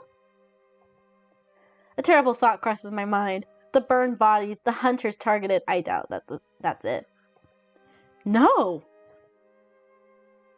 The vehemence of his denial is startling. I quickly hold up my hands for peace, but Omen isn't paying attention. He's shaking his head vigorously, trembling. No, that can't be him. Him or any of his minions. I would have known. I would have stopped them. It's okay, I'm so sorry. I mean, he really is like fucking Stitch. You know how, like, cause like Stitch would go in his like little like demon mode too. He is Stitch. His brown eyes are glowing with fire as he stares at me pleadingly, literally simmering flames. I can feel the fire in his core standing here, far enough away, and now that I know where it comes from, the familiarity makes sense. That's one hell of a secret to hold on to. And who is that to hold it in the back then? Oh, sorry. And who is that in the back then? One more colossal fact to add to the messy little mountain of information that I have been gathering since the stepping foot into this mad town. What else is new by now? It just gets crazier and crazier. I believe you, Omen. Omen's shoulders droop in relief. and I feel something tense inside myself and clench as well. It needs not end badly. It will not. Besides, this case would have been closed far faster if it were run-in-the-mill demons messing about. Right. Omen closes his eyes and says something too quiet for me to hear. Then he breathes in, breathes out, and slowly makes his way to the counter, probably to get more sweets. He sets all the items in his arms down, there, and with such deliberateness, I know he is doing to calm his nerves down. Something sneaks it though. Something sneaks through as I see. I can't talk. Something sneaks through though, still. I see a flicker of flame about in his hair, and intensity to his aura. But only briefly. The pressure fades as Omen raises his hand. He doesn't look at me before he speaks. I think I'll just head outside for some fresh air. So now I get to peek at who's in the back room? Let's go. Are you sure? Omen smiles at me over his shoulder, the curve of his mouth tense. I think it's for the best. I don't want her to see me like this, rattled and angry. She's my sister. She doesn't deserve it. Oh, he's got a sissy. Let's go. Aww, that's cute. I get to meet his family. Let's go. He trails off, staring into the distance for a moment. Then he shakes his head and makes for the door, only adding one last thing before he steps outside. Will you go and say hello to her? I'm sure Elaine will find you quite lovely. I guess you know what? I guess we're meeting the family already. It's only been a week, but you know, we're kind of going through the speed dating process, I think. Sure, I'll meet your sister.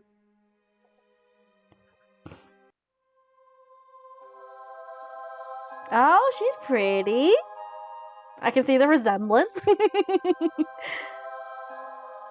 Also, I'm sorry, every time I hear this music, I think of like, it's giving me like flashbacks to like, you know, like those, it's gonna sound so cringy, you know, like those like old, like early YouTube days where like they had like those Minecraft animations on YouTube. It's the same fucking music, but that's what's giving me flashbacks to. That's all I can hear. Meeting the family, you're basically engaged? Oh god. We're moving so quick. Right? I can't be the only one, right? They're using that same music. And this isn't the only song either. See? I know it is! Mommy's sister, though. Ooh. The second I lay my eyes on her, it's more than a little obvious that she truly is related to Omen.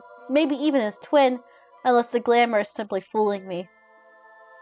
Ezra has a poultice carefully pressed to her dainty hand, a pile of gauze covered in the thick, black ichor discarded onto the counter by his side. She blinks at me once, twice, her eyes are big brown, and every bit as earnest as Omen's. Hello? Her voice is disarmingly sweet, almost musical, even. I'll smile at her politely, looking to Ezra for a little guidance. Elaine, this is Scully. Scully, this is Elaine. Omen's twin sister! Let's go! They both look so sweet. Ah, yes. I assume Ezra was just unaware of her existence as I am, but he's polite enough to stay calm and focused, as friendly and as hospitable as ever. It's nice to meet you, Elaine. You look so pretty. Oh, you too. Elaine narrows her eyes from me for a brief moment, shaking her head. She looks terrified. She addresses Ezra, but she certainly keeps her eyes on me, on my weapon. I don't blame her. Where is Armeros? I looked at Ezra, my confusion quite evident. Armeros? Ah, yes, is that Omen? Her face lights up when I say his name, but I gather she doesn't fully understand my trepidation. Ezra turns to address the demon, patting her hand gently. He's just outside. You're all healed up. But I do think you should go see your brother now. This is his name. Cute. No, that's the twin? Oh, okay. I'm trying to figure it out. So, okay. I'll figure it out. I'm a little confused. God damn it, the fucking Minecraft music. Remember the demonic package you left when you left on the church? Wait. What do you mean? I need more explanation. What do you mean?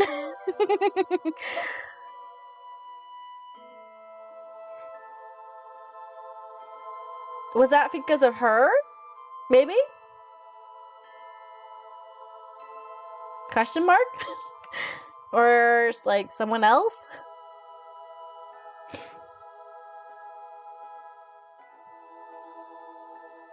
The gift?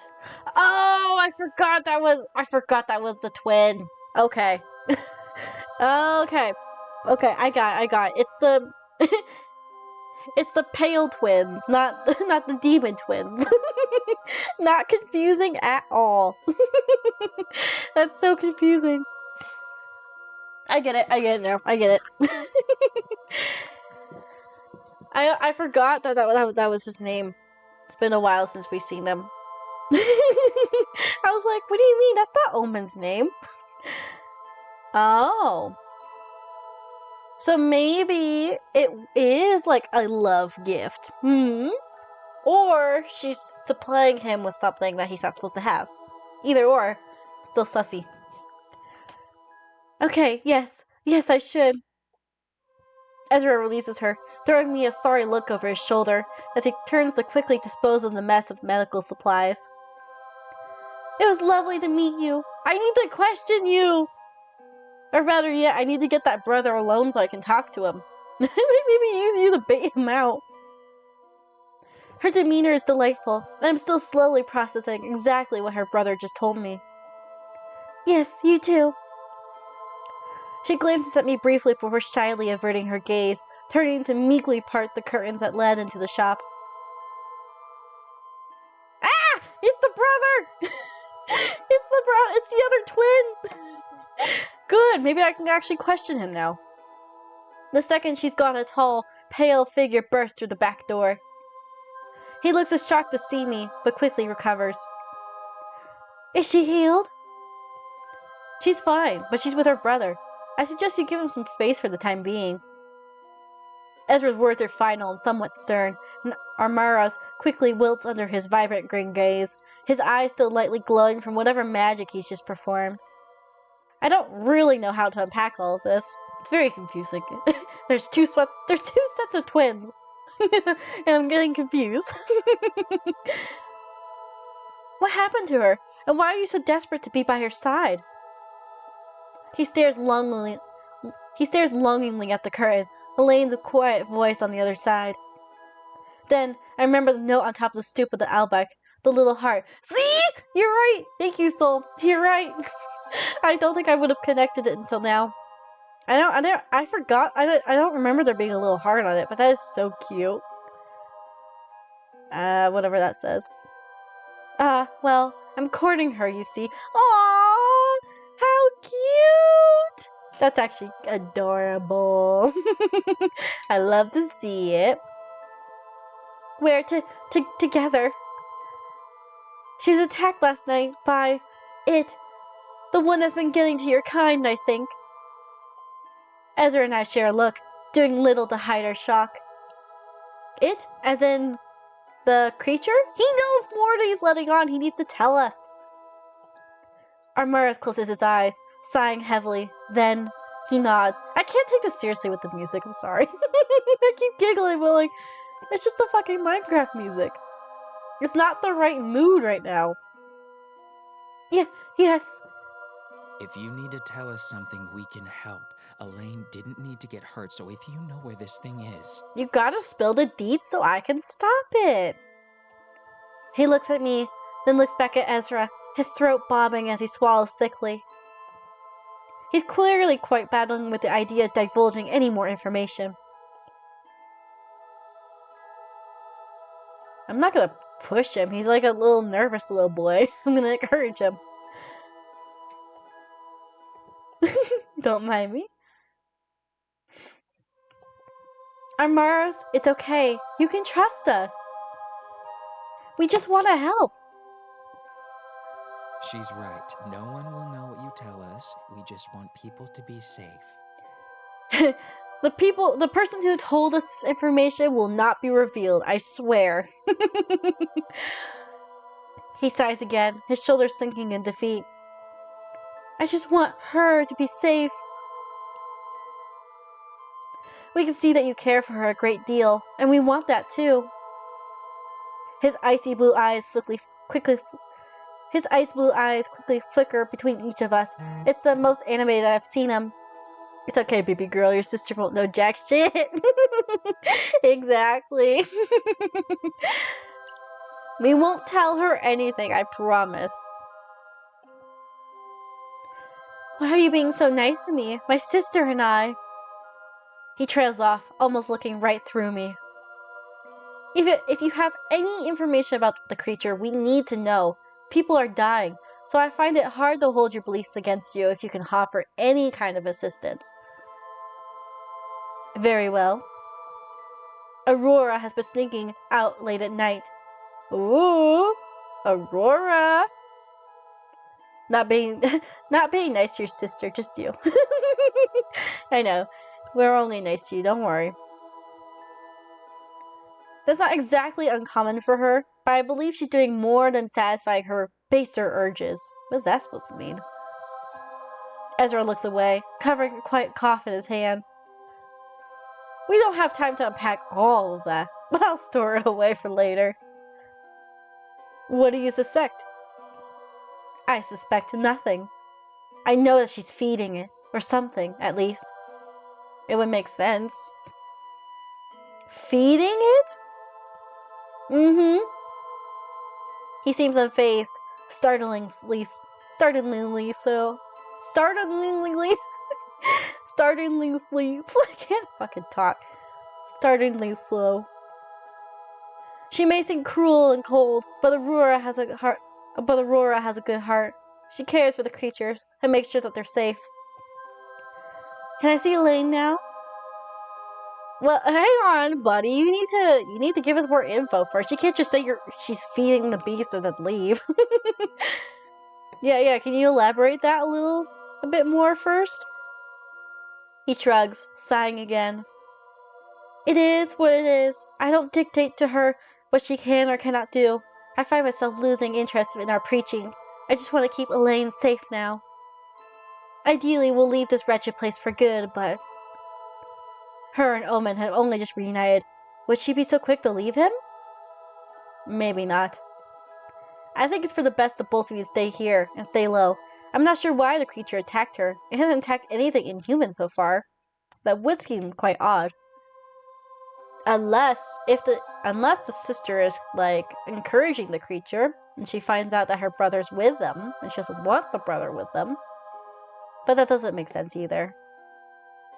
Or maybe because Elaine is, like, a human, and they don't like Aurora's, like, the demons, like, acting like humans. Who knows? He looks at me, fixes his gaze, and with perfect confidence. How do you know? A chill rolls down my spine, but I shake it off. You're right, I don't. You're right, I don't.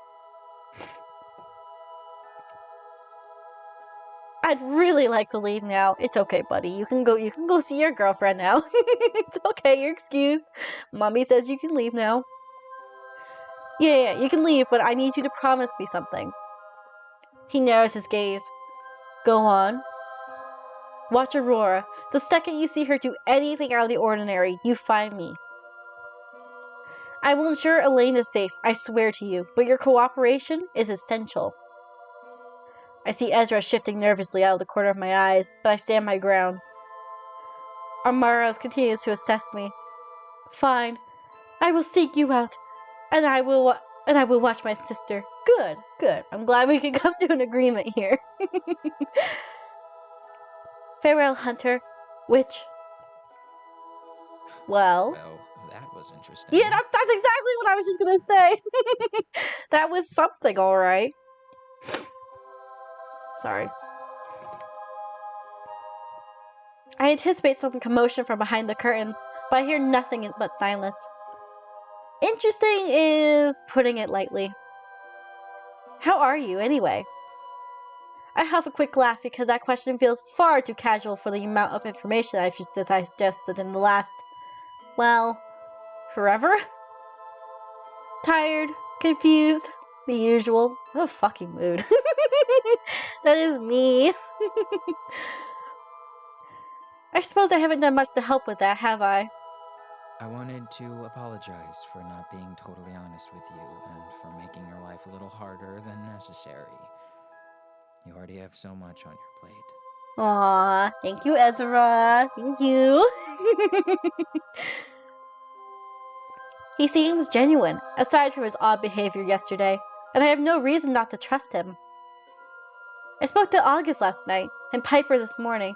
They know about the sash. Fear flashes across his features, but I quickly reassure him. It's fine, Ezra. They're on our side. They want to help. Even Gus? Yes, even August. Are you sure you're not magic? Because it seems like you've done an impossible task. It's not magic. It's just my charm, you know, my absolute riz. And that I'm gonna use that on you too in just a second here. I shake my head profusely. No magic here, just me. His smile grows, and he seems to relax exponentially. It's nice to see. Then, let's talk. He takes a deep breath. The reason I was so hesitant to discuss Aya, or the Enforcers for that matter, is because I used to work for them. Really? Is that why he wants, like, the simple life now? You were an enforcer? Hell no. I went in and I assisted in the infirmary or morgue whenever they needed an extra pair of hands. So a medic. Healers, good healers, are few and far between around here. Well, that isn't bad. It's just you being a healer. It's not that bad. It's what I always wanted to do, to apply my skills where most needed. Helping those who dedicate their lives to ensuring our safety was an honor. The murders began, and I examined the first body.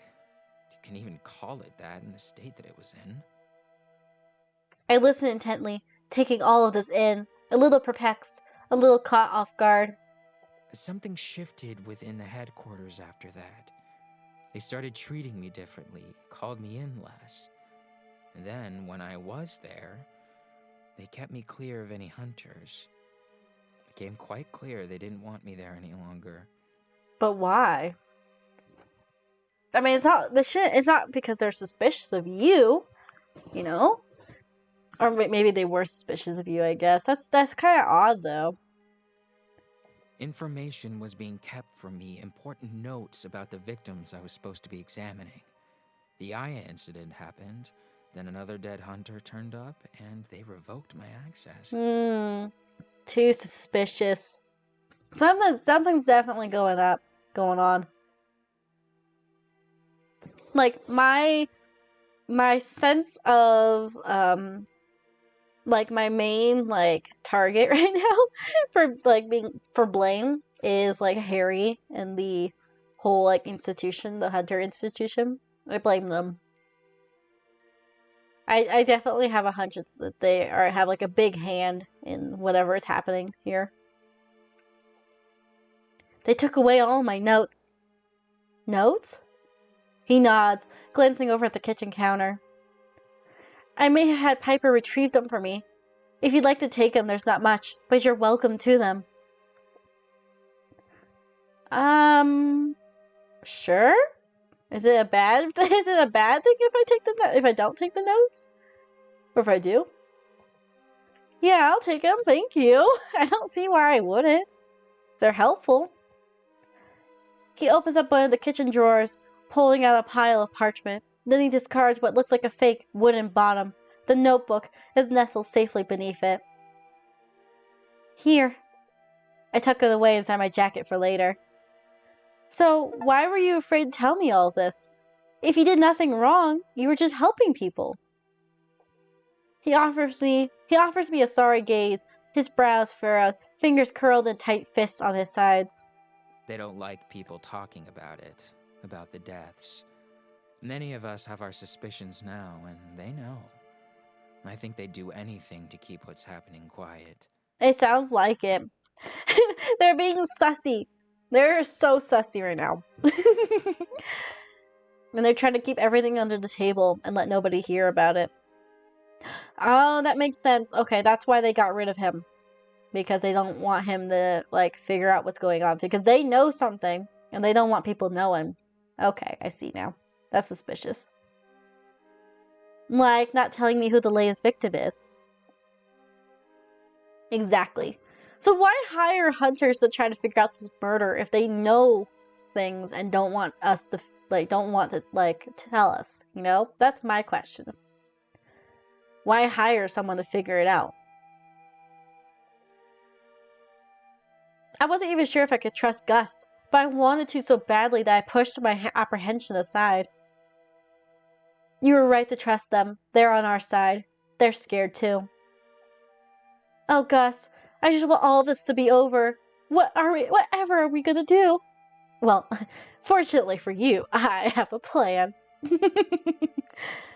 I smile. Ezra's expression lights up. You have a plan? Yes, sir. I have a plan. It's not a very good plan, but it'll work.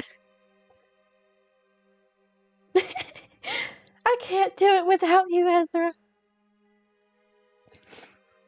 I look deep into his eyes, hoping I can wash away some of the weight that it carries. The toll this has taken on him is obvious. I can't do this without you, Ezra. I need you. Anything you need, I trust you. Let's go. Literally getting a whole team of people on my side just by wooing them. when they asked for a hunter to investigate this murder, I'm sure they didn't think that would happen. It's working though. I smile, taking his hand when he offers it, yet he squeezes mine tightly. Together. Together. Piper and I are going into the dungeons to see if we can locate Aya. If we can talk to her, I think we might have a start. Everything leads back to when she was arrested, as far as I can tell. How on earth are you gonna get down there without being caught? That's where you come in, Ezra, buddy. It might involve you and August working together. Does Gus know about this little plan of yours? Unfortunately, yes. I grimace, waving my hand in a so-so gesture. Partially? You're lucky I trust you, and I'm here for you. Just tell me when and where. Thank you. I appreciate Ezra. Thank you. Now, where can I find Finn? Oh, we're gonna go in the hatch! Let's go! Why, a secret passageway, of course. You're in the right place. He bends down, kicking aside a colorful rug to reveal the hidden hatch. It creaks loudly when he opens it, a gust of cold, stale wind rising from its depths. Walk for about 10 minutes, and then when you see candlelight, it's the third door on the left. Don't be alarmed by any vampires you stumble across. They're all friendly. Thank you. I'm gonna go see my boyfriend. I nod, taking a deep breath. I lower myself into the hatch, gazing up at him with a smile. See you around. See you later. Alright, let's go explore the catacombs. It looks pretty lit in here. It's not scary. The incessant drip, drip, drip of water guides me forward through the darkness. The stench of damp and decay fills my nostrils as I sink deeper into the corridors of the catacombs. The pitch black path is long and winding. The only sound I can hear is the tap of my boots on the wet stone. Eventually, I see a candlelight flickering ahead, and it would appear that I finally found life. Well, you know, Kind of. Dead life, I guess. I remember to look for the third door on the left, just as Ezra had instructed. But as I approach, I find it wide open. Finn! Oh, look at it! Oh my god. And he's an artist too? Look at him. Oh my god. This is such like a goth room, but I love it. It's so cute. Finn, babe! Exactly. I'm so excited to see my husband. I peek inside, and the stark contrast between the literal tomb outside and what I find inside is most definitely Finn's quarters is astounding. Right? Like, you could describe Finn, this would be Finn. Before I get a chance to take in the view, a cool breeze brushes past me, ruffling my hair and sending goose flesh prickling down my skin. Really? All the paintings you see in Ezra's house? Oh, that's so cute. He's an artiste. That's so cute. He's painting for his boyfriend. That's adorable. Aww, that's cute. I love a good artist boyfriend. Oh, this is not Ezra. This is definitely not Ezra. A small, darkly clad girl appears before me in a flash, her eyes the brightest crimson as they bore into me.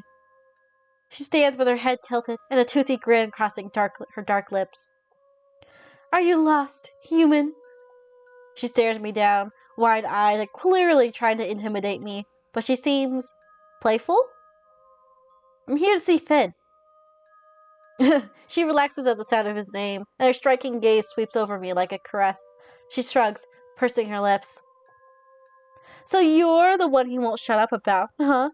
Well, you do smell good, I guess. I should have picked Finn earlier. I knew it. I knew I should have done it. He's blabbing to all his, like, vampire friends about me. Oh, it's so cute.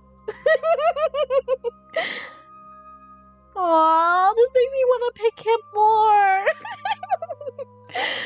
And apparently I smell good. Thank you. Thank you for the compliment. I'll make sure Finn knows that you added like a secret. Smell good? Is Finn here? She licks a fang, and I notice how similar some of the more human quirks are to his. It's far less poise than him, but I almost feel like that may be on purpose. I'm in Finn's territory here, neutral territory, so I quell the desire to be defensive, even though her eyes are the color of a creature who drinks human blood. He's somewhere. Here. Around. Oh, thanks. You're, like, real helpful here. Doing stuff. Real helpful. Her smile widens as she turns to poke at the crystal decanter of whiskey that sits nestled in the corner of one of his many bookcases. So are you part of this clan? A quick nod, almost too quick to catch. I am. She pours the rich amber liquid into a glass, swirls it, sniffs it with a dramatic grimace, then sets it aside untouched. Why would you pour it out just to not drink it? I'm confused. Alright, give me 1 second. I'll be like 2 seconds.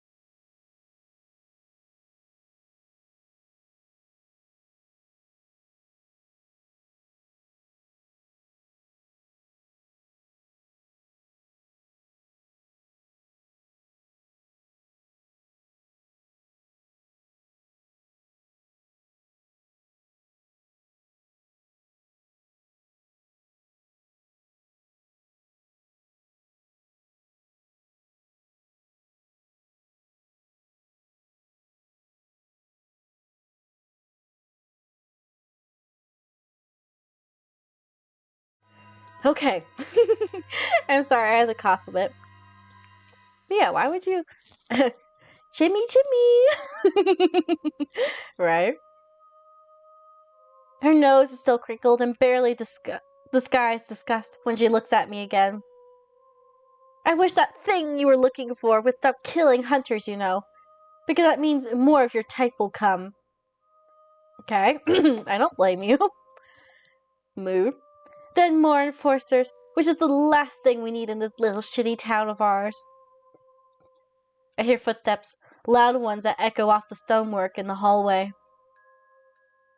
Finn! Ooh! I like your outfit. Again, this man does not know how to fucking button his shirt. Look at it. You know this one goes up here, right? You know this. Or even that maybe there's other buttons here, but you do not know how to button your shirt. I mean, I'm not judging. Like, I'm not gonna lie, my eyes are here and also here, but still. Why would he want him to? Why would we want him to? I know. I'm just trying to, you know, give an excuse of why my eyes are up here. Also, cute little moon tattoo. Adorable. Scully! I suspect he knew I was here, but his shock is charming, nonetheless. He looks at the girl, who throws him a decidedly wicked, wolfish grin, the picture of innocence. Raven, are you being nice? She seemed like a raven. But yeah, no, I'm definitely not complaining. The girl, Raven, shrugs, sidling him up and resting her head on his shoulder. She rolls her eyes hard enough that I'm surprised they don't fall into the back of her skull.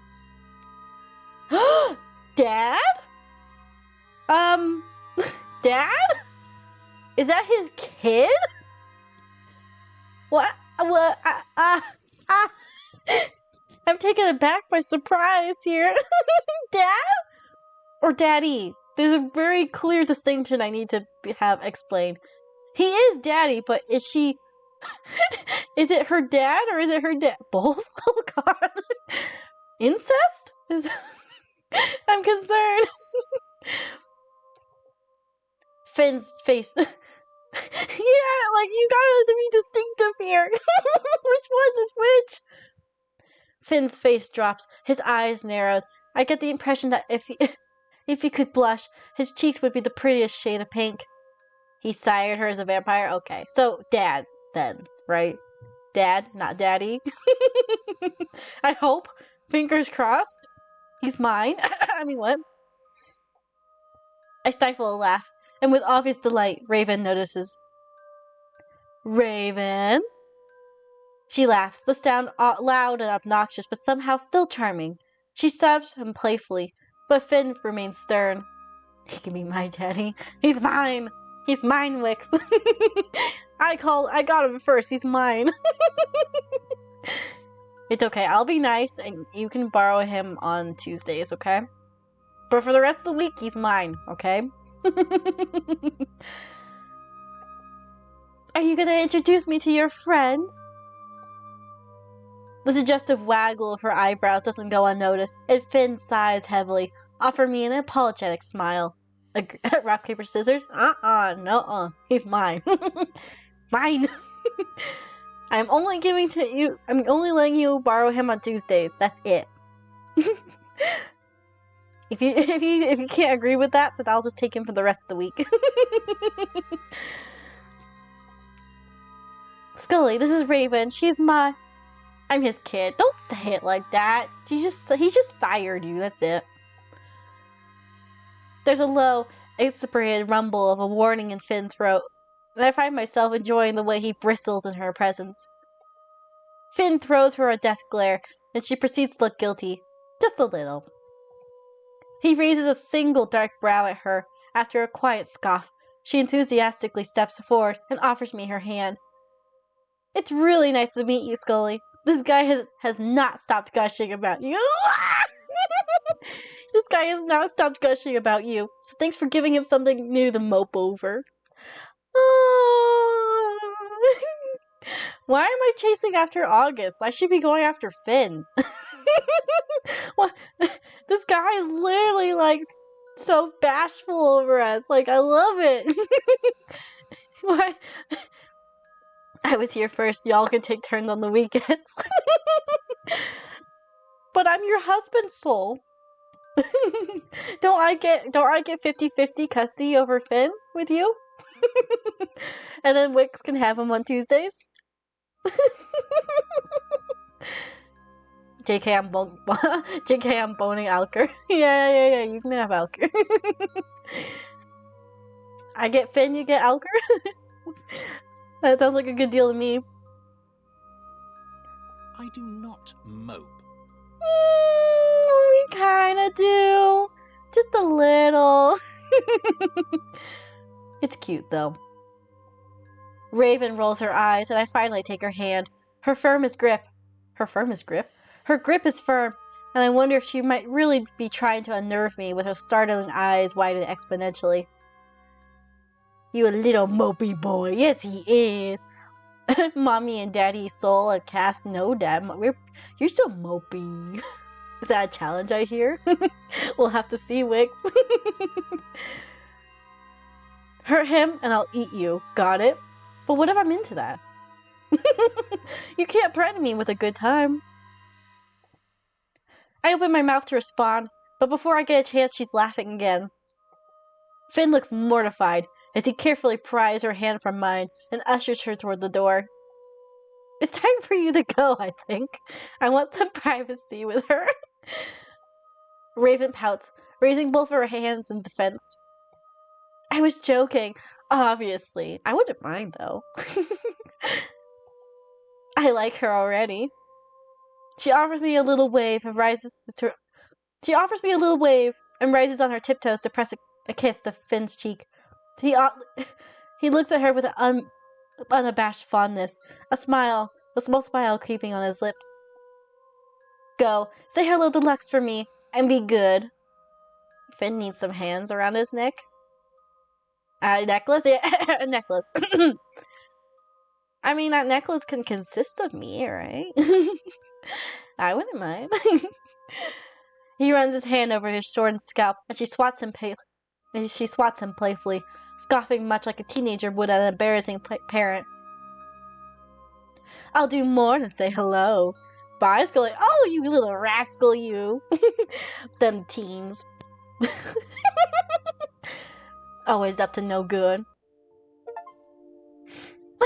I got an achievement that says we met Raven. We're sorry. Even the achievement says we're sorry. Oh, if only you guys could see that pop up. He gives another disapproving rumble, and Finn looks almost as if he wants to chase her to administer another prep talk, but he stops himself. And with that, she's gone, the door slamming loudly and shaking in its frame. Finn groans, running an iron hand over his face as he walks to grab the whiskey Raven had poured him. She's interesting. She's your... He sips his drink. She's a pain in the ass is what she is. But I suppose she's my pain in the ass. That's what I say about my cat. I feel you. I know. We can relate. We're like parents with our kids, you know? Not exactly our kids, but like kind of. Relatable. I sired her, so she's my responsibility. She jokes about me being her father, but I suppose I am, in a way. Daddy? He takes a small sip of whiskey, savoring the taste for a moment before he speaks. Though, I prefer brother. Father just makes me sound so... old? What if I need someone older? Just a little bit colder. Old? His laugh is charming. Yes, old. She tends to look after me much more than I look after her. She's a good kid. I'd be lost without her. I nod, observing him quietly as he sets down his glass. Sire bonds are powerful, and it's interesting to observe such a casual, healthy dynamic. Good thing he fits all those marks. Yes, sir. Did you choose to turn her? He frowns, shaking his head. Well, no, not exactly. It's complicated, but I made a choice that I'll have to live with forever. Literally. I'd seen too many die at the hand of my sire, and something about her struck me. He planned to leave her for dead, but I couldn't let that happen. Aww, a cutie badooey. My husband is so sweet, don't you think, guys? He smiles, and is painfully earnest. We're kindred spirits, I guess. As much as I have regret for cursing her with immortality, she's the closest thing I have to a family. Now, what brings you to my neck of the underworld? Well, about that, I have a plan. He leans back against his desk. I need you, Finn. I can't live without you.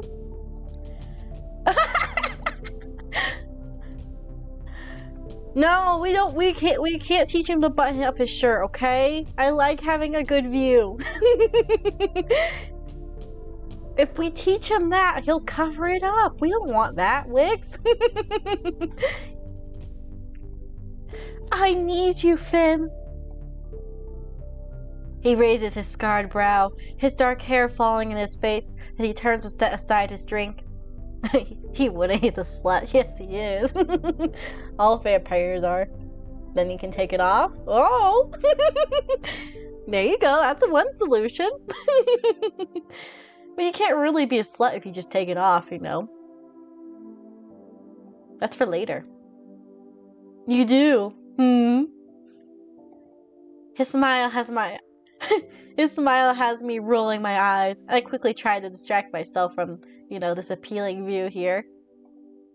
Let me rephrase that. No, I shouldn't rephrase that. I should just leave it as is. Let me rephrase that. I need your help. I have a plan. I think you may be of use. He laughs, a raspy chuckle. I'm all yours, Hunter. Do with me as you please. Just tell me where and when. He doesn't even, like, ask for the plan. He just trusts me. I love this man. He doesn't even question. I love him so much, you guys. I mean it. I feel the most drawn to Finn. He's my kind of slut, and it's okay. I clear my throat. The double Interdon making my skin feel hot. He smiles. I know the bastard can clear my unsteady flutter of my pulse. I know I can't really hide from him, can I? He knows exactly what he's doing. Well, Piper and I are going to break into the dungeons of Neef HQ. You want to join? His pointy ears flicker, almost flattening against his head before they put themselves to his rights. He can't seem to mask his surprise, nor his apparent interest. The dungeons, He whistles, scuffing his boot against the stone floor. I can help you, but I may have a favor of my own to ask you if you're so bold enough to venture down there. Oh, yes, okay, I'll help you, Daddy. Let's go. What do you need? I narrow my eyes at him, contemplating if I want to tangle myself yet in another web. I'll tangle myself in his web. What is it? He pushes away from the desk, standing tall. An important member of my clan has gone missing, and I'm positive that they have him. As I'm sure you know, any trust for the enforcers is wavering.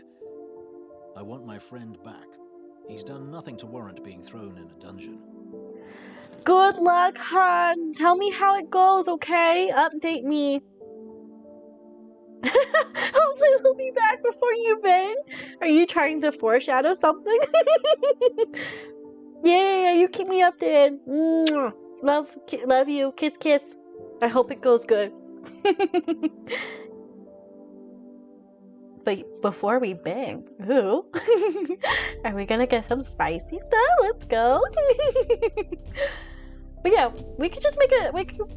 It's like going to the grocery store, and while you're at the grocery store, you might as well go to the mailbox as well. Like, we can do it 2 in 1. It's okay. I got you, Finn. Don't worry. His hands ball into fists at his sides, his prosthetics flaring brightly before it fades into its usual dormant, dull glow. How do you know that they have him?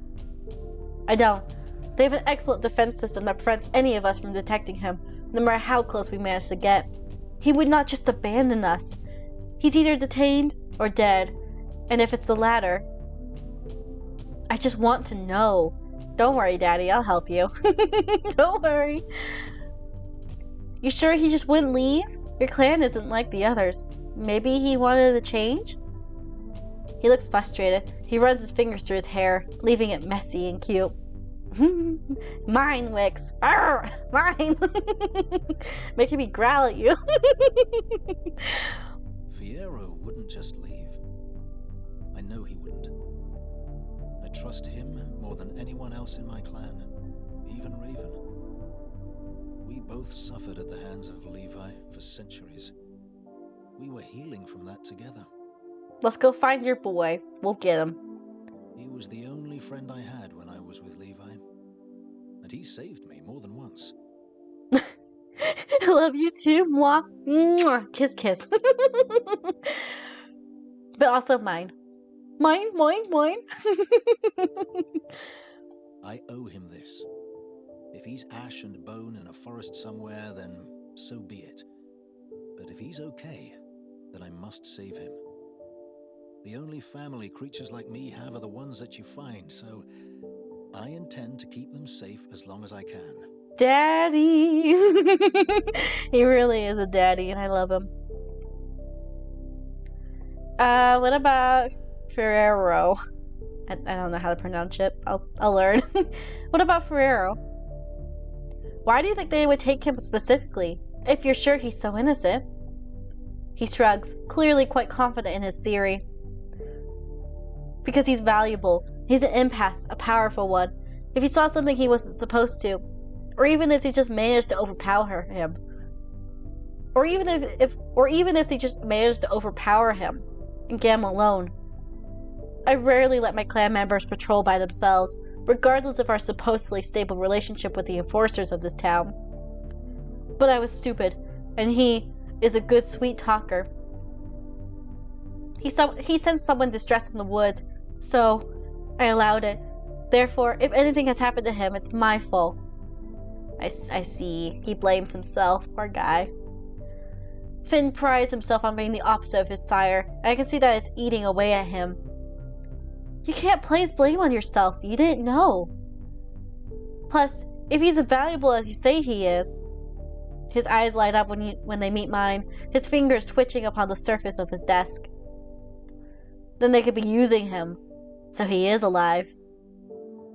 I smile in return, tilting my head this way and that. Well, ish.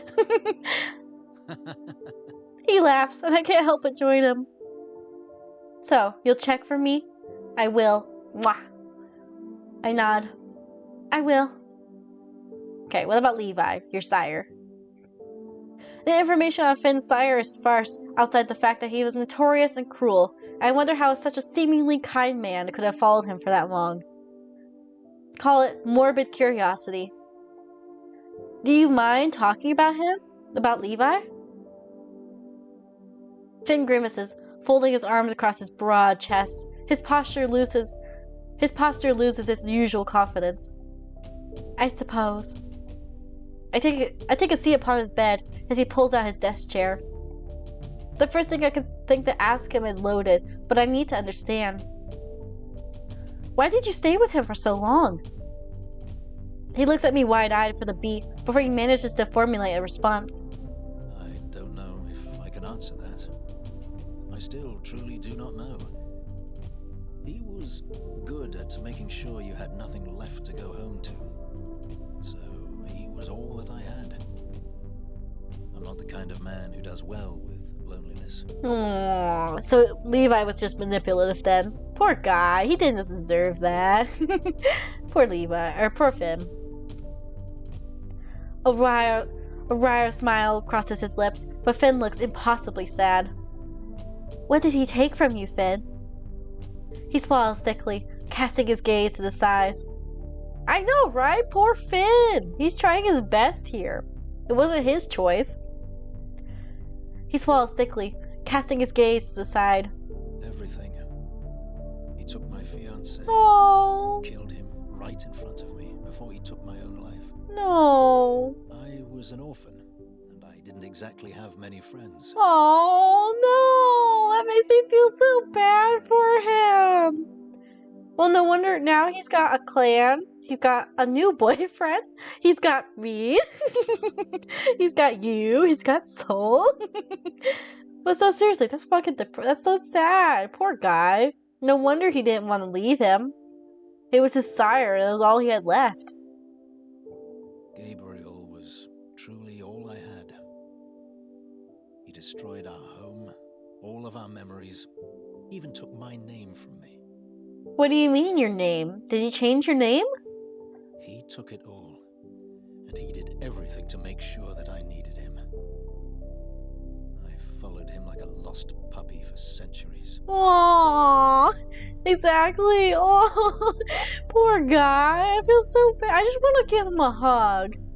Maybe a little more than a hug, but I want to give him a hug to start. And a little kiss on the cheek. Did you ever try to escape when you found others? He nods. Many times. I had a few periods of freedom, but he always found me. He tended to collect vampires with abilities like Fiero and myself. Maybe to make up for the fact that, aside from his advanced age, he was truly unremarkable. I mean, we have to start somewhere, right, Wix? I'll give him a comforting hug.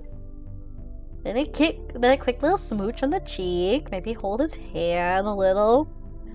Tell him that everything's gonna be okay. And go from there. And now he's dead, and you're free. You seem to be managing well for someone who's endured all of that.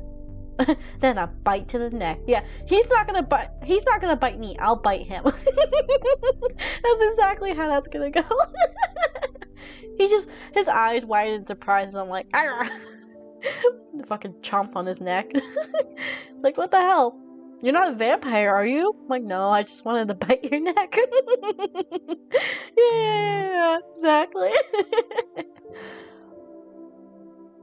He sighs, rubbing the back of his neck with his iron hand. I'm trying to shape myself into the man I always wanted to be.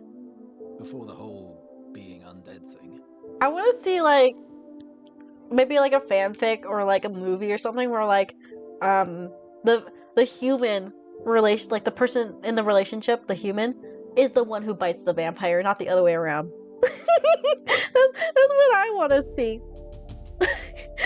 That would, I mean, I think that could be both funny and like really like attractive, depending on how it plays out.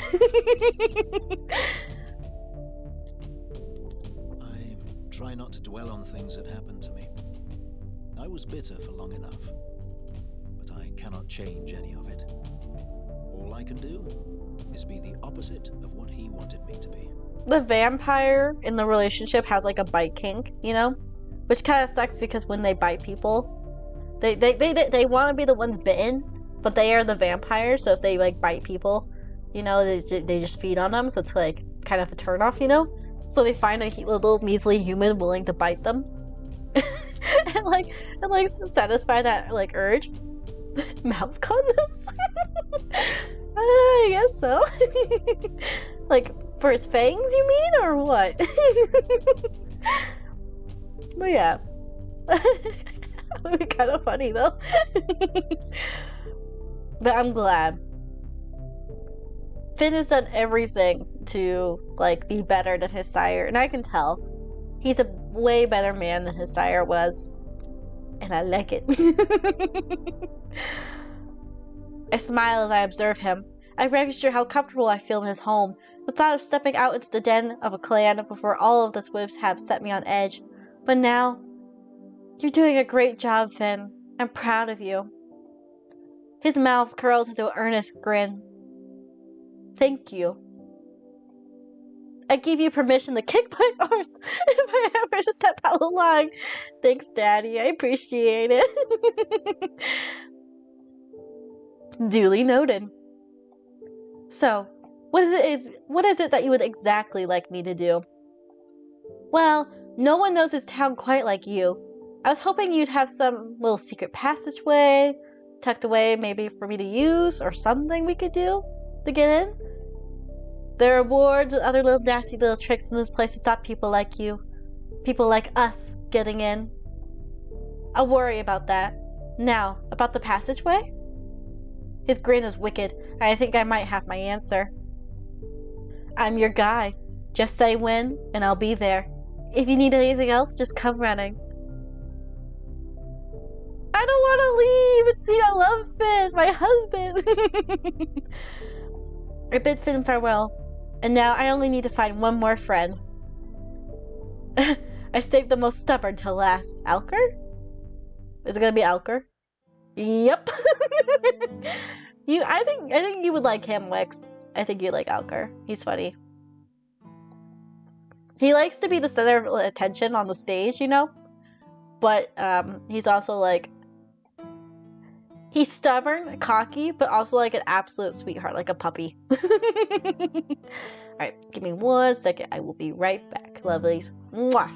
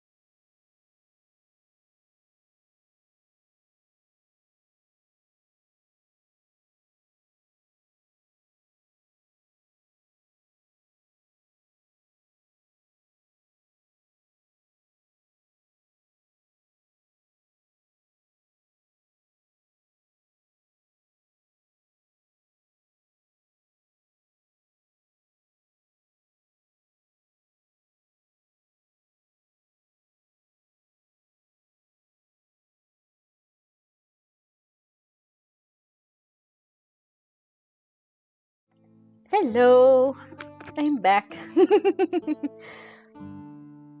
I just saw a post that said live, love, hang on, what did it say? It says, live, laugh, love, dad ghost. It's that person called 661 Ave on Twitter and TikTok. They make like the ghost renders. I love those ones, they're so good. Hi! How are you? How are you doing today, lovely? And now I just saw some NSFW art. I refreshed my Twitter page just for 1 second. Piercings too? Goodness gracious, that's like... Anyway, how are you guys? How are you guys doing? Hope everyone's doing good. Alright. Let me get my headphones back on. Actually, before I get them on, let me take a quick sip. You two, it do be 11 p.m. Go to sleep. Go get some eppies, hun. You need some sleep. So kind of have to night-night? Kinda. But the question is, will you be going night-night? No, seriously, from the bottom of my heart, I appreciate you. I appreciate you stopping by, hanging out with the boys, with me, hanging out and saying hi. It seriously, that really means a lot. I appreciate you. And hey, I'm glad I got to say hi to your sister too. Yeah, I love you. I appreciate you. Just know that you're loved. You mean the world to me. And appreciate you. Get some good sleep. You need your beauty sleep after all. Good night. I love you big time too. Kiss, kiss. Good night, hon. Kiss, kiss. I'm sure Alcar wouldn't be that stubborn. I'm sure he wouldn't be that hard to deal with, but we'll see. Alcar is waiting for me when I return to the wolf. It doesn't surprise me anymore when I catch his eye across the tavern, when he's nursing a mug of ale, clearly pouting. I catch him in a bad mood. That pout disappears when he sees me, surely counts for something. Though the way his lips then instantly makes me think, perhaps not. He gets up, movement slow and deliberate, and I remain by the door for a moment, wondering if, hilariously, he's somehow trying not to scare me. Took you long enough. Was wondering if the bad shit got to you. No, we're okay. See, he also has trouble buttoning up his shirt, but we're not complaining. I'm okay. Don't worry. Don't worry. Do you need something? Yes, actually. Alcar rubs the back of his neck and gives me a critical once-over, frown deepening. Then he glances behind his shoulder at the sparsely populated tavern. The 3 or 4 people lounging about seem deeply engaged in their own conversation, but I nod in understanding. My room? Oh, ooh. Already? That was fast. God, I love his laugh. Alcar barks a short, scornful laugh. So your superior can come knocking on the door and catch us? Not a chance. Oh, so where are you gonna take me then, Alcar? Is this a date? Are you saying that I'm trying to ambush you? He frowns at me, his tail flicking and then goes still. His voice is low and steady when he answers. No, I'm not saying that, but I'm not keen on taking chances right now. Tell me you agree. As much as I'd loathe to abandon the promise of a horizontal, not a bare to rock surface to lie down on, or close my eyes, I try to process the day. He's right. If Alcar has any more information, any more at all, I want to hear it. I need to hear it. Alright then, where? Where do you want to take me? The woods. The deep, dark woods where I stumbled across a nasty youngling no more than a day ago? Alcar rolls his eyes. Would you prefer the graveyard where those damn Woodridge twins can probably hear every word we say? Not all of the woods are dangerous. I would know. I live there. Now, I ask that you trust me. I trust you, big boy. I trust you. And why should I? I kind of want to say this to be flirty. I'm not gonna lie. Hang on. Why should I? Winky face. Convince me. I don't know if this is the right. If it's not the same way that I'm expressing it, then I'll reload. I cross my arms and frown back. I mean this with as much respect as I can muster, but not a lot of people in this town have been the most forthcoming with me, or trustworthy. Alker smiles again, the expression unpleasant this time. Then you'd better shush and let me tell you what I know, huh? Oh! Woo! Since I'm making an effort to be straightforward and trustworthy right now. The woods. Let's go. Okay. He's telling me to sit and shush. I'll sit and shush. You don't have to say it twice. Alright. I see where this is going. He shoves past me and disappears into the night, leaving me with no choice but to follow, if only to make sure that I kept him well within my sight. Ooh, we're going off to our date. Lunaris is a cold and lonely shell of its daylight form self. Lunaris is a cold and lonely shell of its daylight form tonight, and I almost run, and I have to almost run to keep up with how quickly, though sure-footedly, Alker moves through the back alleys. The chill sinks into my bones, and unbidden, I wish I wasn't here. I wish I wasn't following a half-werewolf into the dark unknown towards more mystery. Omen's confession still ringing in my ears, as do many other things. Did you know that Omen is... Alker shakes his head, his wolf ears flattening. Not here. He's so bossy. Another turn, and we step beyond the town's boundary. Trees loom above us, moonlight flooding through bare branches that afford us some light. Alker leads me a little further away until the roofs of houses are barely visible, then turns to me. A little while ago, I got into a fight with one of your hunters. Oh no, poor guy. Is that how you got the sweaty? Is that how you got the boo boo on your face? He jerks his chin up toward the town. Well, not one of yours exactly, I suppose, since you just got here and all, but one of theirs. Some bloke. Don't even remember his face all that well. Alker pauses for a moment, rubbing at his chin almost nervously, his eyes narrowed, but then he shakes himself off it and continues. It was during a full moon. I had an argument with my sister. Didn't go well. Aww, poor guy. He grimaces at the memory. And when I transform, especially if I'm upset, my control isn't as good as it could be. But I know I didn't kill him. Would have damn well remembered that. If you ripped a man apart with your own claws and teeth. But when I came to, he knocked me out, I guess. You hunters and your annoying little gadgets. Your enforcer friends were already swarming over us like hornets. But there was no blood.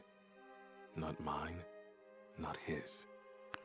So you just lost control a little bit. It's not your fault, you know? That doesn't mean you didn't hurt him. Alker gives me a look. Okay, smartass. The point is that he vanished. Poof.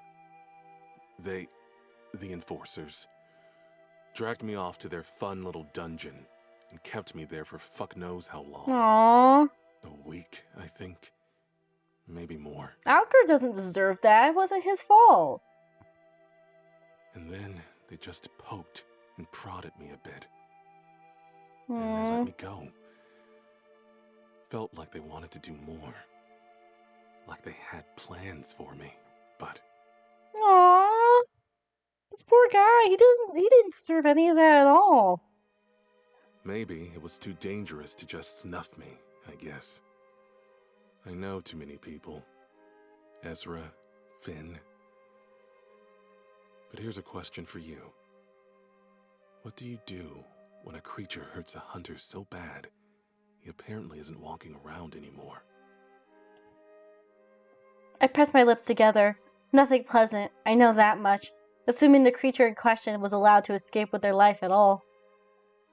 But sometimes they are let go. But sometimes they are let go. Marks that are too delicately tied to the order of things to be freely snuffed, as Alkars has so elegantly put it. But surely if he wounded a hunter so terribly, he would have still been in the dungeons? Perhaps Finn or Ezra parlayed for your release, maybe? But Alkar is still shaking his head. They didn't. And correct me if I'm wrong, but you hunters don't get retirement leave till you can't walk on 2 legs anymore. And even then... So what's his point here? I'm still trying to figure it out. Well, they always have prosthetics, maybe? Alkar barks a sharp, bitter laugh and shakes his head, but neither he nor I find humor in it. I know. He's quiet for a moment, running a hand through his hair, messing with his clothes, fidgeting, nervous. I step back a pace and let him collect himself. No use pushing him for anything now, not when he's already so open with telling me everything he knows. I didn't kill that hunter. I didn't. I wouldn't forget something like that. And enough to never do it by accident. Never. Alkar's frown is deep, but his words are so quietly fierce as they are pleading. Yeah, I believe him. That's what I've been saying this whole time. I'm not gonna, say that he did it. I believe you. I believe you. The words are so easy to say, and easier still that they're true. I know, rationally and instinctively, that Alkar tells the truth. And I'll make them believe it too, if you'd like. Alkar stares at me in response. No clever words this time, just stares. I made him speechless. Arms loose at his sides, surprise evident on his face. He stares at me as if he's never seen me before. Is something wrong? Huh? No, He looks away, scratching at his head. Then he chuckles, sounding so disbelieving it almost hurts to hear, but at the same time, so relieved. And I have to wonder how many people didn't believe him. Not just about this, but other things too. He mentions a sister, briefly, that he had a fight with her on that night. He never mentioned any family otherwise. Well, we haven't really gotten to know him either. We need to spend more time with him. Thank you. Alkar grins at me, and it's a lot less awkward than I figured it would be. You're welcome. But I do have another question for you. Were you aware that Omen comes from hell? Why do I keep asking him about Omen? Alkar frowns at me, then squints, then snorts. Of course, where else would he be coming from? The general store? He makes a good point. I hope he doesn't hear the sound of my teeth gnashing as loudly as I hear it, but with the way his ears suddenly stand up at the cackle, I know he's seen something. I meant, did you know that he's the son of a literal devil? That's what I meant. You were the one who didn't ask. You weren't giving me a chance to, as I recall. God, he's so cocky. I love him, though. And why exactly should I have told you? Oh, by the way, we've got a demon prince in town. True. He's easily spooked, but don't you worry about that because he's harmless. Like that would fly. He's not wrong. He's not wrong. He pauses for a moment to consider his own words, then shrugs. That was his secret to tell. He didn't have anything to do with the mess that's been cropping up around here, including that fact. Besides, Ezra was the one that chose to offer him a place to stay. Same as he offered to help me, help Finn, help anyone who has looked as though they needed it. Omen came to his door asking for aid. Why would he be any different than the rest of us? Then you, the one that he took in that night too. That's true. Ezra is such a mommy. And not like mommy dumb, but like mommy as in like he takes care of everyone. I can think of a few ways a hunter might be different from all of those things, but I can understand. It's the spirit of it. Omen has good, loyal friends in this town. I understand. Alker inclines his head in acknowledgement, his eyes sharp. It's more force than I've ever seen from him. Good. Then he chuckles and leans away, signifying that the conversation is at an end. See you tomorrow? Well, don't I need to ask him for help still? Where are you going off so soon? Back into my hovel before the big, handsome vampire comes to scold me about staying out in the cold. What else? Finn? Excuse my nosiness, but you look like you've seen some hell yourself, not just the Prince of Hell. I frown. Am I obviously rattled? But now that it's been said, I do feel the building headache behind my eyes. Not just the ghost of James alone, but from, well, everything. It's been so much. Alker is staring at me again, tilting his head this way and that, making a show out of squinting at me. He really is. He really does have, like, dog characteristics. Yeah, definitely looked floored. Fit for bed. Well, don't stray too far. I might need you tomorrow. I have a plan. A plan, Well, don't worry too much. I'll be a stone's throw away, whether you like it or not. Thank you, Algar. Mwah. Kiss, kiss. When you need me, you need me. Until then, later. He disappears into the tree line, as sure-footed as ever, and once again I'm left alone in this damn forest. Maybe I get to explore it. Remember, I remember the night of the festival, there was something that was like a sound or something. There was something that said that we could come back later. Maybe it'll happen now and we can investigate it. Or maybe later, I don't know. I begin to make my way back to the wolf, my mind reeling again. It always seems to be these days.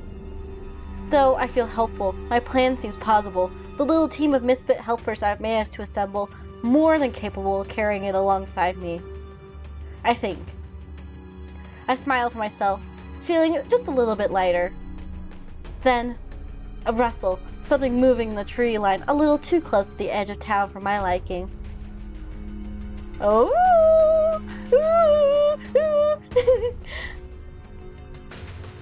I don't know if I want to wait. I'm going to definitely check it out. I want to check it out. I step forward, my footsteps quiet and assured as I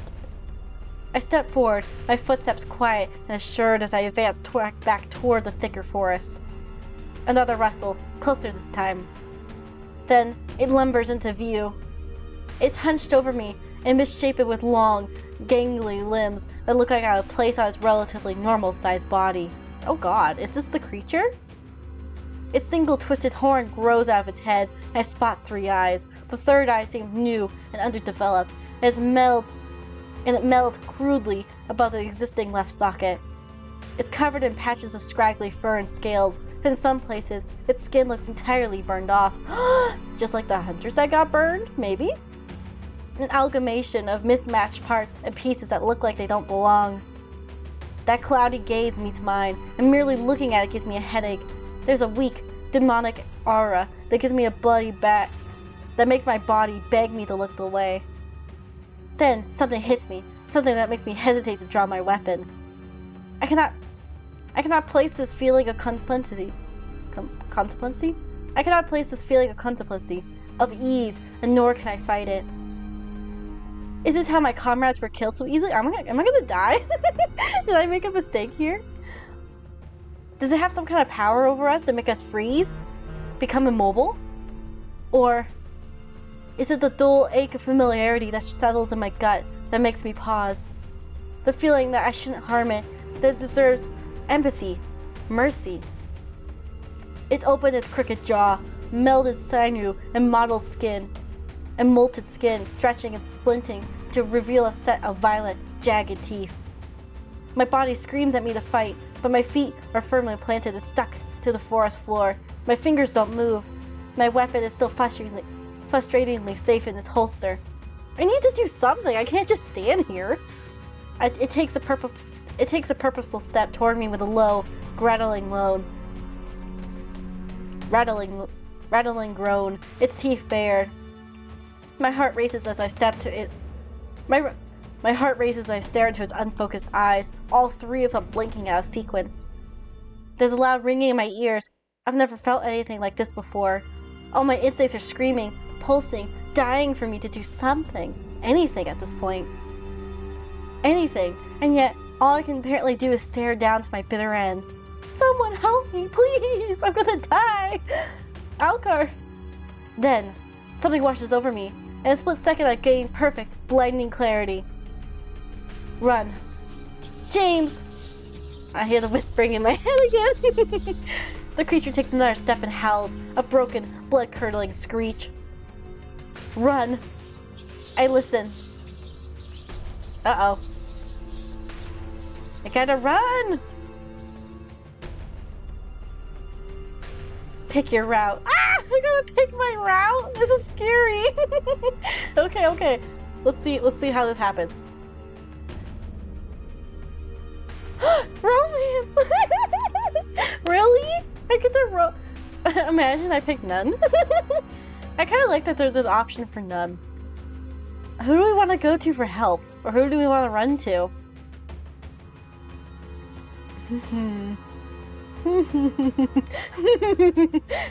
Stuck between them. I don't know where Alcar would even be. He just ran off into the woods somewhere. I don't know where he is. Omen's probably with Ezra. Ezra's probably in his shop. Piper's in her house. August is in his place. Finn's in the hatch underneath Ezra's place, so it's kind of like a 2-in-1 deal. I'm gonna go to Finn. I want my vampire goth boy. I'm going to Finn. As though my body... I got an achievement, Romance Finn. He bites, if you like. As though my body already knows where I need to go, where I want to go. My feet carry me toward the catacombs. I don't look back, but I do hear the rustle of trees and the creature's matted aura fading. It's headed back into the woods. The town is safe. So I managed to survive the creature? That's a first. I'm curious why it didn't try to kill me, though. Curious. For now. I definitely feel like the Aurora has something to do with it, though, too. Though I'm sure he's aware it's me. No, wait. Though I'm sure he's aware it's me, he still seems surprised when he opens the door and finds me in the dull light of the corridor. Scully, are you okay? His wide-eyed gaze brushes over me, and I can see him registering that something isn't right. He gently curls his fingers around my wrist to urge me inside. When I don't respond, the door closing with a loud thud behind me. Strangely, I'm shaking, and I can't place why. Well, 'cause you almost died, you little dimwit. You almost died. If it wasn't for James, you would have certainly been dead by now. What is it? Who hurt you? I'm rarely fearful of creatures, but this one shook me to my core. Something was off. Too familiar. I saw it. Golden eyes meet mine, and the warmth they exude calms me within an instant. Breathe. I've got you. Now, tell me. What did you see? My husband! He's here to comfort me. I shiver as my adrenaline fades. In the absent-minded gesture, he rubs his hand over my arms to try and warm me. The creature, I think I saw it. I couldn't move. I feel like it paralyzed me. There was something that didn't feel right. Like I knew it. Like we were connected, maybe? His brow furrows, and he takes a careful step closer, and I reach for his arms. I hold on to him, as if he might anchor me, and make all of this feel real. I was drawn here. Something magnetic something magnetic pulling me toward him in a time of confusion. I've barely known him a week, but there's something about Finn that makes me feel safe and strong and wanted and loved. We should go out there, see if we can find it. I can practically see the cogs turning in his mind. As he moves to leave, I tighten my grip. I need him to stay. I want him to stay. Ah! This is so cute. I just need comfort. I want him. Finn. In the warm light of his room, Finn's face has taken on the otherworldly quality. The way his golden shadows dance across his sharpened features makes me wonder how many people he's lured on their end. I wouldn't blame them. Even I feel like I'm drawn to him like a moth to a bright flame, and there's truly no mistaking that he's not human. Deadly. And yet, another step closer, my heart a hammer in my chest, and we're so close that I can feel his cool breath against my overheated skin. Scully. An unsaid longing, the desire that I feel when I'm near him, something I've tried to quickly snuff out, using the formalities of my position as an excuse. A creature, something I'm supposed to hunt, but he's the one whose presence has me made like I truly belong here. A comfort in this darkness and uncertainty. I mark myself a fool if I ignored such feelings. Everything could end tomorrow, and I never know. I tilt my chin in invitation, my chest heaving, and surely my grip would be bruising if he were human. He curls a cold fingertip at my cheek. I know he's not reading my mind, but his next words are still everything I long to hear. Can I kiss you? Ah! Yes! Yes! Yes, yes, yes, yes! Yes, please! Wait, why would I wait? Why would you wait? No, I'm not gonna wait. No! Yes.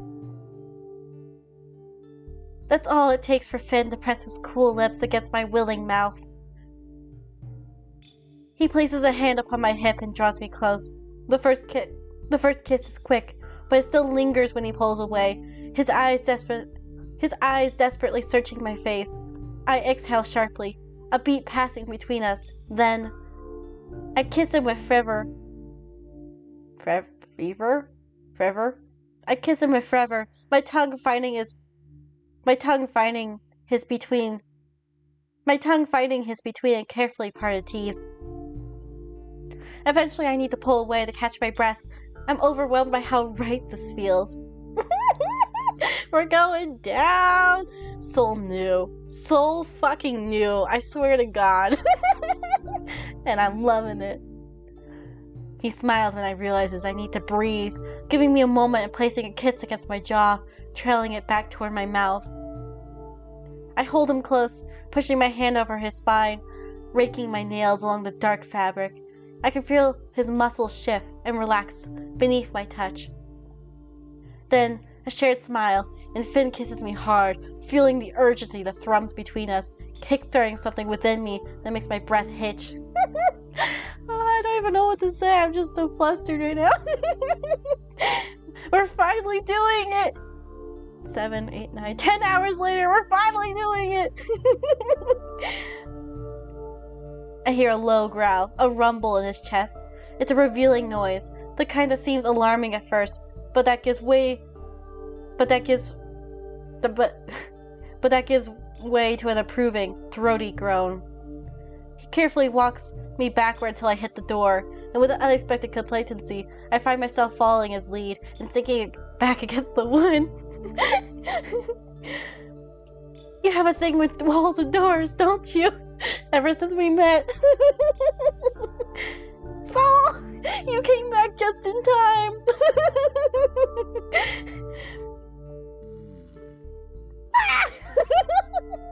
He makes a quiet noise. It sounds a little like a purr. I cannot resist reaching out to drag I'm so flustered I can't talk. I cannot resist reaching out to drag a hand down the pale plane of his exposed chest. And Finn is clearly drinking in the way my fingers feel upon his skin. He's reveling in the attention. We pause, forehead to forehead, and the phantomless gold of his eyes burn into my own. My breathing is ragged, clawing free of the embers of my chest, and I smile. I like the walls and doors thing. He's so cute. He sucks in a sharp breath, smiling and look at me as I hung the moon. The words that roll off his lips are raw and honest, laid bare before me, washing away whatever hesitation I may have felt before this moment. You were like a madness, one I'd happily succumb to. Well, you definitely make me feel like a fool, Finn.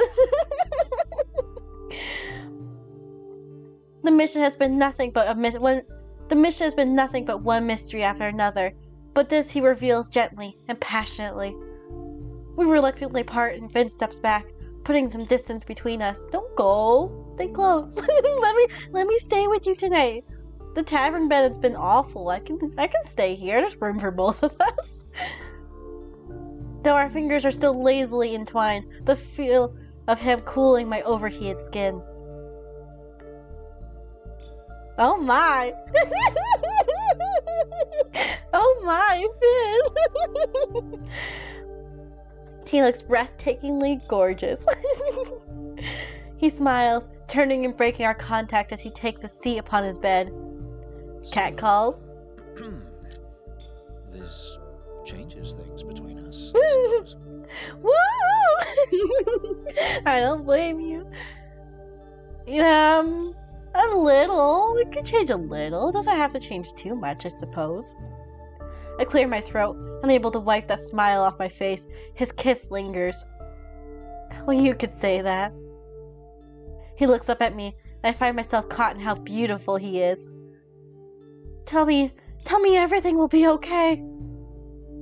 He feigns contemplation, his gaze flickering over to the side, then back to my face. It will. You're smart and you're strong, and I consider myself lucky to be able to help you. Lucky to know you. Thank you. Most reassuring thing I've heard this whole game. There's been so much uncertainty, but of him, I'm certain. Wait. There's been so much uncertainty, but of him, I'm beyond certain, grounded, and stronger. I can't stop giggling. I know. And know me, you do. He laughs, biting his bottom lip. His support makes me feel unstoppable, as does everyone else's. No longer am I alone in this. I have a family.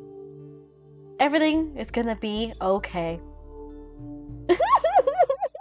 Yeah, let's go! Oh, I'm back in my room. I wanted to spend the night with him. Maybe we're moving too fast. It's only been a week after all. Strangely, I wake up with a smile on my face. It's not very strange. I know exactly why. Despite meeting the thing that's been wreaking havoc on this town, and despite the fact that it rendered me useless, I'm happy. It feels wrong, but I can't ignore the way my chest aches when I think of Finn. I was gonna say don't take things too fast. We have an eternity, right? Or at least he does. We can take it slow. When I think about kissing him, I laugh to myself. I feel so much lighter somehow. Though, I can't shake the feeling of that thing staring me down and sizing me up. I think of all the creatures I've encountered in my time as a hunter, and I almost feel like there's something I'm missing. Is it a hybrid? A new species? We were always taught that it's unrealistic to believe that we've discovered every kind of creature that roams the earth. The realms that separate us from them can tear. Every day new horrors are brought upon us. But every single one of my instincts is screaming and telling me that this is different, that it's not going to be so simple. With great effort, I drag myself from the relative comfort of my bed, and stare out over the surprisingly sunny Lunaris. I take a seat at my desk and decide to take a moment to observe the stolen notes that Ezra has so kindly handed me over. I'm gonna say, I like how this was just called romance. I'm sorry, I am curious though, so I did save. Am I allowed to, like, let's log. I guess I would have to quit and load. Hang on. I am curious. What would it be like if I chose the other route? I won't stick with it, but I am curious though. Because I don't want to go back and do it later. Okay, because I have also been doing August too, so I'm just curious, okay? This game makes me want to do all the options eventually, but I'm just curious. I just want to peek. I just want to see what Augustus is. Augustus is? I got an achievement. Romance in August. Yes, Enforcer. Alright, yes. Oops. I was right to assume August would still be in their office. A dull but inviting blue glow emanating from beneath their door as I round the corner. I don't think to knock, and the door opens with ease as I press my palm to the wood. August stands quickly, startled by my entrance, the room aglow. What is it? They walked toward me. The report they were writing on left askew on their desk, their quill still dripping ink over the page. Your mom walked in, you didn't hear anything I said? Wait. I'm just curious. I just want to see what it would be like if I picked August. Because, like, him and August are, like, my tide, I think. Those are the two that I've been, like, giggling over the most. So I'm just curious. I'm not going to pick this one. I'm just curious. But I also said I want to pick everyone's routes. I would love to do that. I'm a hunter, and this is my calling, my life. I've killed far bigger, far scarier things than this, so why do I feel this way? I take a deep breath, shaking and feeling ridiculous that this seems to have affected me so much. I saw it, I think. The creature. August reaches out, placing a hand on my shoulder. Their touch is so soothing, enough to ground and quell my unwelcome nerves. Are you hurt? I shake my head. Something happened. Like there was this invisible force preventing me from attacking. I felt like I knew it, August. They drop their hand, running long fingers across their hair and turning to sit upon their desk. With a heavy exhale, their shoulders sink. You're here and you're okay. That's all that matters. I'm okay with you. They squeeze their eyes shut, worrying their bottom lip between their teeth. To think that something might have happened to you. To think that... Is he worried? Aww, he's so cute. Or they're so cute. A pause, and then a smile. Laughter bubbling forth from their lips, an almost maniac sound. When they open their eyes, their bright gaze meets mine, and August looks happier than I can remember ever seeing them. Ah! I got a buzz, hang on. 1 second, guys, I need to read this. And not press the call button.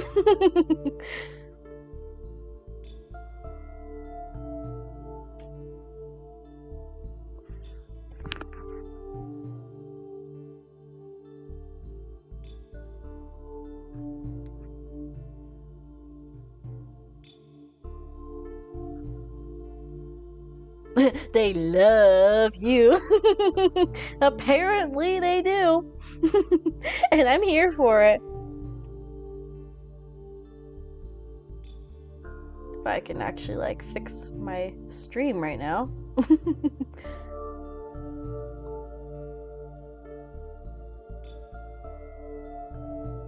There we go. When they open their eyes, their bright gaze meets mine, and August looks happier than I ever remember seeing them. I find myself smiling in return, my brush with possible death forgotten when I look at them. The sense with them The sense that with them by my side, nothing can touch me. August? Forgive me. I just find it entertaining that I could feel this way about someone I've known for a mere week. True. Me too. It's a little strange, isn't it? But it's almost as if it's meant to be. Feel this way? A single dark brow climbs across toward their hairline, and the lightest flush appears on their cheeks. Like, I can't possibly imagine what it would be like without you here. Aww, he's so sweet. Oh. Funny, because somehow I feel the same. Like everything points to August. Like we'd be unstoppable if we were together. Forgive me if I spoke out of line. I know that was unprofessional.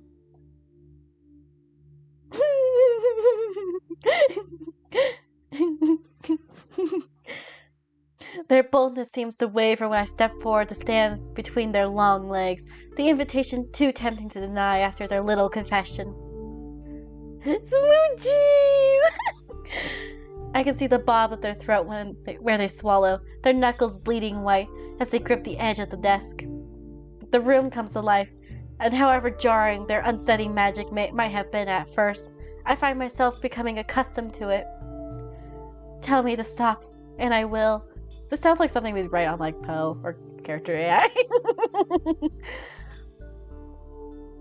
I rest a tentative hand upon their thigh, and they shift in their spot. The unconscious movement is one of interest, not discomfort. Don't stop. Making me giggle like a madman. I reach to cradle their face in my hands, and it's hard to ignore the way they jolt in surprise at my contact, even though it's clearly anticipated. They quickly cool their momentary surprise, their lips parting as I tilt my head, moving forward so our lips are brushing in the gentlest of kisses. August's bright eyes remain open, and I wonder if they're unable to allow themselves to sink into the comfort of it. I wonder how long it's been since they've been touched like this. I lightly brush my thumbs over their flushed cheekbones, feeling the warmth blooming in the wake of my touch, feeling like I can't talk. Feeling like I'm in a dream when they finally let go and open their mouth to welcome in. Their fingers curl in the front of my shirt, and they smile against my lips, sending my heart swiftly to its knees. Without any further hesitation, August kisses me fiercely, reverently, and with everything they have. The room brightens around us, pulsing in time with their fluttering heartbeat. I pull away, but not just enough to get a look at them. Their dark lashes kiss the tops of their flushed cheeks, their eyes still closed. They're lost in the moment. They cut off my words, swallowing them on their tongue when their mouths meet once more. The kiss is more urgent this time, like August has been parched for decades, and I'm the only thing that could possibly sustain them. Their fingers seek mine, lacing together and coming to rest at the side. Oh, by the way, I love this. I have not stopped smiling. We break apart, our chest heaving. We meet August's vivid gaze. Meeting August's vivid gaze makes my heart flutter. They're so beautiful, impossibly so, and they're mine? Moin? Oh my! Oh great heavens! I anticipated change when you arrived, but I smile, wide. Nothing like this? They shake their head, squeezing my hand. You were unexpected. I laugh because, well, yes, unexpected is just one way to put it. Falling for my enforcer was never on the cards, but August is something I cannot resist. So, what now? When I look at them, I see how far they've come. In such a short time, they've found the humility and courage to allow themselves to be vulnerable, to question everything they thought they knew, and to take a stand. We're all frightened, but August makes me want to be brave, to dig deeper and uncover whatever secrets fester within. August shrugs, a gesture that looks so strange on them. But they look happy. We saved Lunaris, I suppose. Everything is going to be okay. Is that it? Cute. Okay. I think it just depends on what kind of mood you're in. If you want to be on top, go August. If you want to be on bottom, pick Finn. But the bottom in me wants to pick Finn, so we're gonna go back. I do like August though, don't get me wrong, I like August too. Cute. I'm not gonna go through everyone's, but that was fucking adorable. I loved it. My chest hurts. I feel warm all inside. It's so good, it hurts.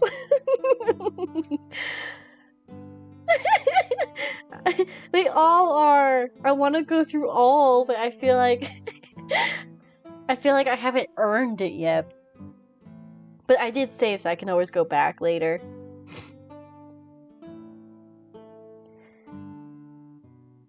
Should I do all of them real quick? Or should I just keep going? What do you think? It's like I'm curious, but also I'm not...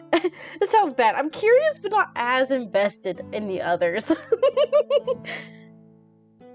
At least this run, anyway. It feels weird to, like, go stop and, like, do everyone's when I haven't, like, been focusing on them. But it is a really long game, so I also feel like I wouldn't, like, go back. If you want there, always be there. I am curious. Fuck it, let's do it. Oh, shit. I didn't mean to do that. Hang on. Main menu. We might as well. Because I've been romancing... It makes sense to do it all now, I suppose, because... I've been romancing everyone anyway. So other than the festival, I haven't really made any choices, I think. So might as well romance everyone while we're here. Pick hero. Alright. It'd be funny to pick this one.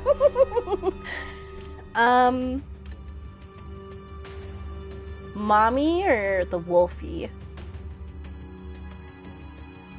I'm gonna go, well, I guess we'll just go in order. We'll go Piper next. Romancing Piper. Partners in solving crime. I love everyone. Why do I have to pick just one?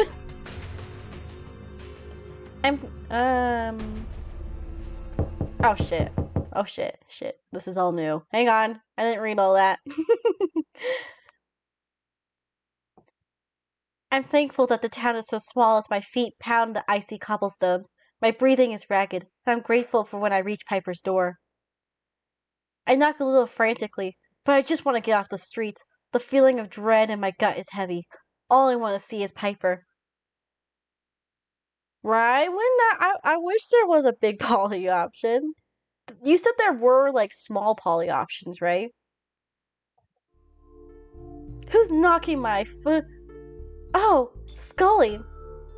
She gives me the once-over, registering that something is clearly very wrong. Come in, quickly! She guides me over to the sofa, quickly chucking a blanket around my shoulders. She takes a seat beside me and places her hands upon my shoulders. Are you injured? Okay. See, like, I don't know if I haven't just seen it yet. I haven't really seen Algar and Omen together, right? Like, they haven't really interacted. Unless I've just missed it. I might have missed it, like the festival or something. I don't see why they would be paired together quite yet. I understand August would be way too jealous. He would. There are some people that just would not be able to do it because they're like, oh, you chose them over me? How could you? But yeah, Finn Ezra makes sense though. Are you injured? I shake my head, taking a deep, ragged breath. No, I think I saw it. The creature. Oh no. But you're here. You're okay. She squeezes my shoulder hard, and she looks impossibly relieved. Ugh. She scoffs, closing her eyes. Her touch is still heavy and reassuring, her fingers twitching. Yeah, they were bad when they first wrote it. Like, why are they together? But in this version, they said they added more to their friendship relationship. Okay. Yeah, because, like, I haven't seen them talk. I don't think I've seen them talk. Like, just now, when we went to go see Alcar and ask him for help with the plan, is when we did go ask him about Omen. But even then I was confused because I was like, why are we asking him about Omen? That just came out of nowhere. I thought we were, like, over that part now. I don't know. It's just like, it just seems like it's a little random. I don't understand. But if they added more, then that's good. Maybe we'll find out more later. I just don't see it right now. She scoffs, closing her eyes. Her touch is heavy and reassuring, her fingers twitching. I couldn't bear it if something happened to you, you know. Oh, really? Would you? She moves to withdraw her hands, but I curl my fingers around her wrists before she can get too far. Piper! We should go out there, right? We should try to find it. Maybe together we could kill the bastard, once and for all. She's just like August. They're the same, I swear. Come back, Mommy! Come back! No, we're not ready. Our priority is figuring out how to immobilize me so easily. I've never felt so helpless before. I know, they're literally the fucking same. It's just like, literally just depends on your preference. I look at her, and the thought of her putting herself in front of that thing terrifies me, now that I know what it can do. She swallows thickly, looking down at our point of contact, carefully moving to lace our fingers together. She bites her lip, her lashes dipped. You really care for me that much, I nod, my heart pounding insistently in my chest as she runs a finger up along my forearm. Cute. I do. She shifts closer, facing me, our knees brushing. She's blushing. I've become strangely fond of you too. You think so? We're both a little insistent pain in our asses, huh? Watching you fight the other night, fighting by your side, I felt a spark. I don't tend to connect with others this easily, but you've awoken something in me. I've awoken the beast, have I? The way she's looking at me makes me shudder. Her hand moves to my face, fingers tracing the curve of my jaw. I find myself wanting... Wanting? I swallow thickly, unconsciously leaning into her touch. Her warmth is unmatched. Everything about her inviting. Wanting? Piper nods, edging closer again. To kiss you. Would you like that? Yes, Mommy! Yes, I would! Please! Yes! The way she looks at me sends heat prickling across my skin, her eyes dark, her sly smile inviting. Piper is like no one I've ever met. She's fierce, she's proud, and even though we've barely known each other for a week, I feel a connection. Would you like that? You have to ask! Yes. Without any hesitation, Soul. Yes. Yes, I would.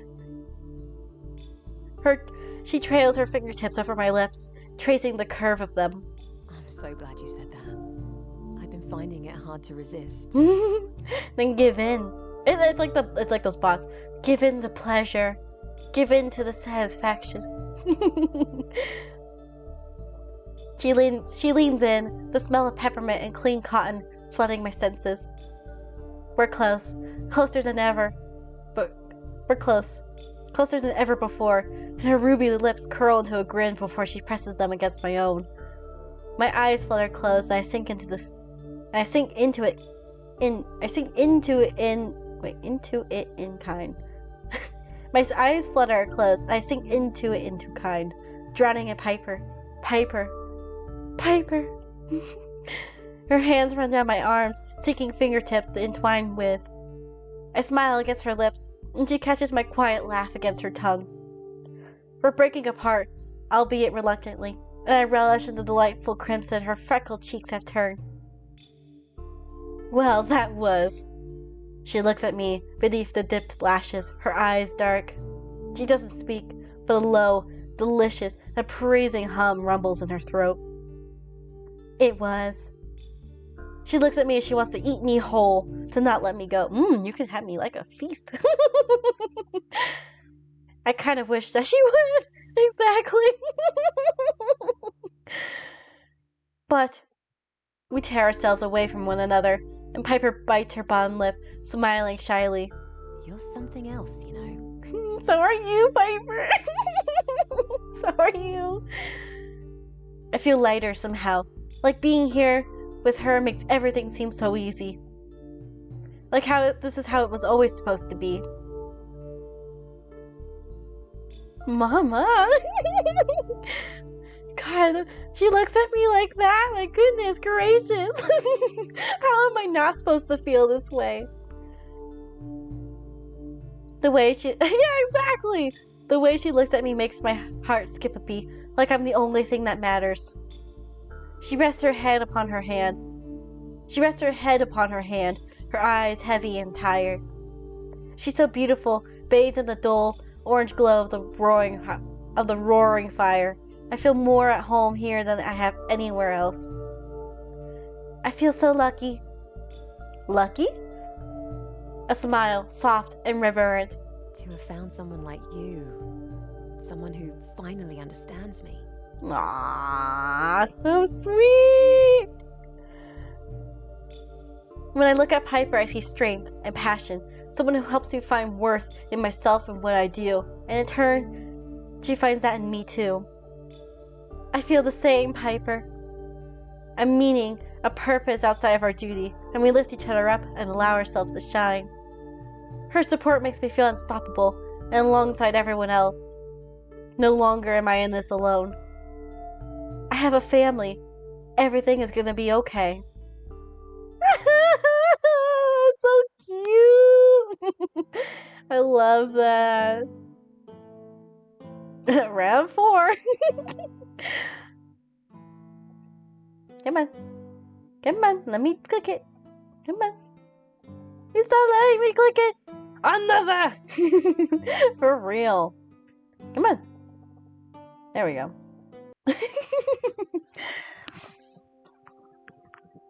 There we go. I just don't know if I can do it with Omen. Like, I'm going to, but like, I just see him as a cutie patooey. It says you've had enough. No, never enough. I will not have enough. Algar, buddy, you're next. Which, by the way, I still don't know where he went. He just ran off. So where are we supposed to find him? Romance Algar. Ah, woo! That's what the achievement says. As though my body already knows where I need to go, where I want to go. My feet carry me past the creature and into the woods. I don't look back, but I do hear the rustle of trees and the creature's maddened aura fading. It's retreating. The town is safe. For now. Oh, I already read all that. Never mind. Yeah, I was like, where the fuck is he? I don't even know where he is. I run as fast as I can on my unsteady feet. The crisp, icy brush crunching beneath my boots. I try to remember the direction in which Algar disappeared earlier, and he cannot have gotten far. I mean, he is a little wolfy though. I'm sure he like sprinted off somewhere. Luck is apparently on my side because I turn a corner and find myself hurtling into his broad chest. Lucky me. Whoa there. What's wrong? Whose ass do I need to kick? Who hurt you? Oh, whoop. He grabs my shoulders, crimson eyes taking in my disheveled form. I wave him off, but he catches my wrist.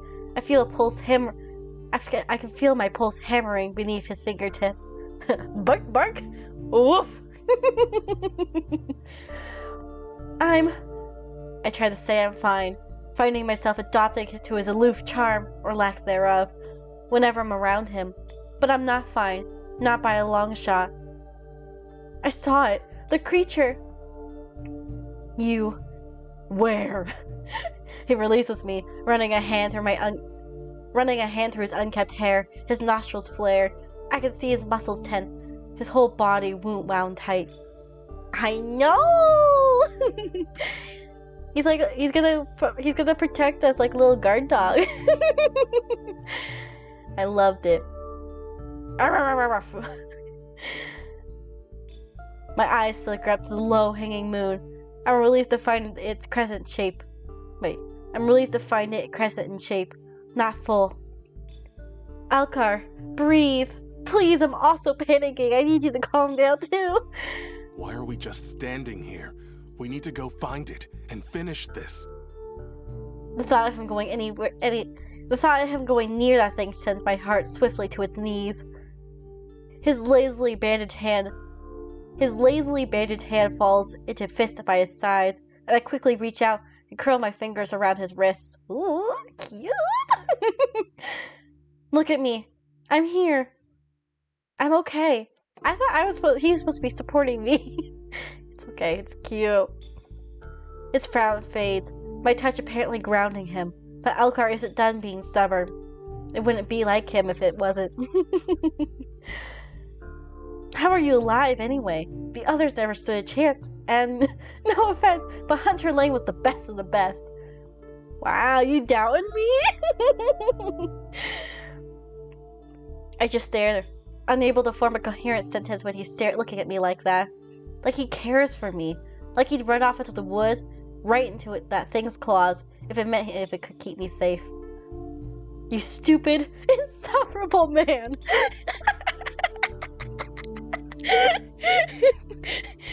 It's not wrong. You. What?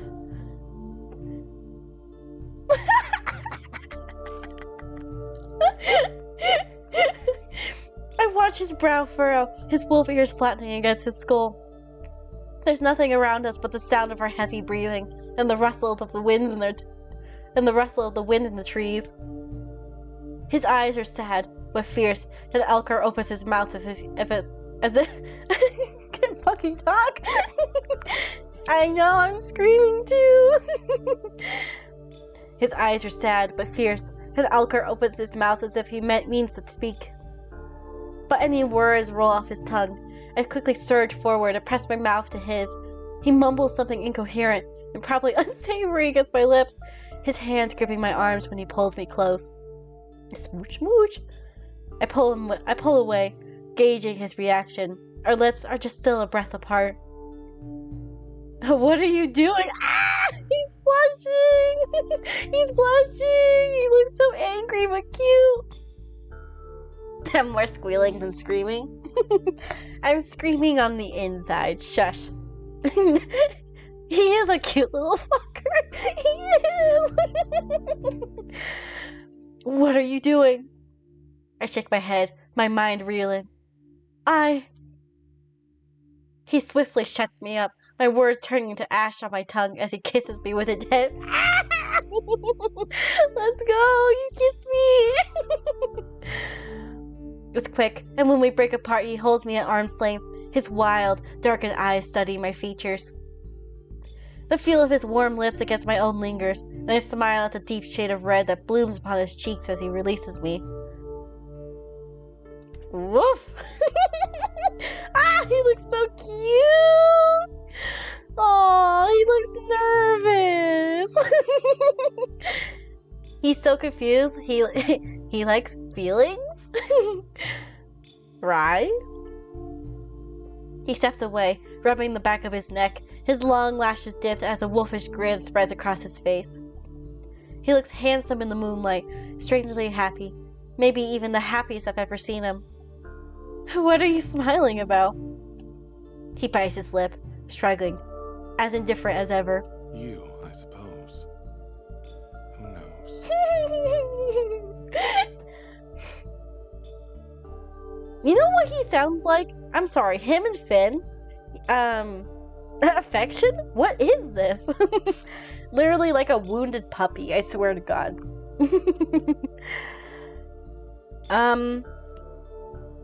So it's kind of controversial, but there's these like Skyrim mods for PC. I don't remember what they're called, but they're usually like, they're a little controversial, but they're like fully voiced mods. Let me see if I can find it. They sound, him and Finn sound like they come straight out of that, I swear. Please, Skyrim. Yeah.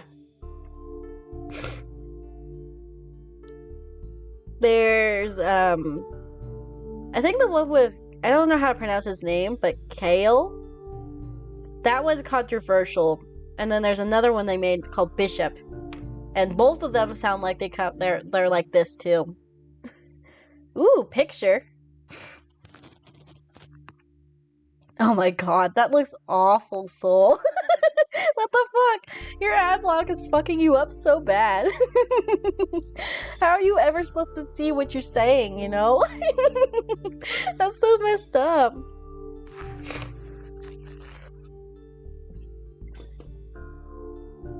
You, I suppose. Who knows? I huff a laugh, perplexed by this complicated man, but the warmth that he makes me feel is unavoidable. It's new for him, I suspect.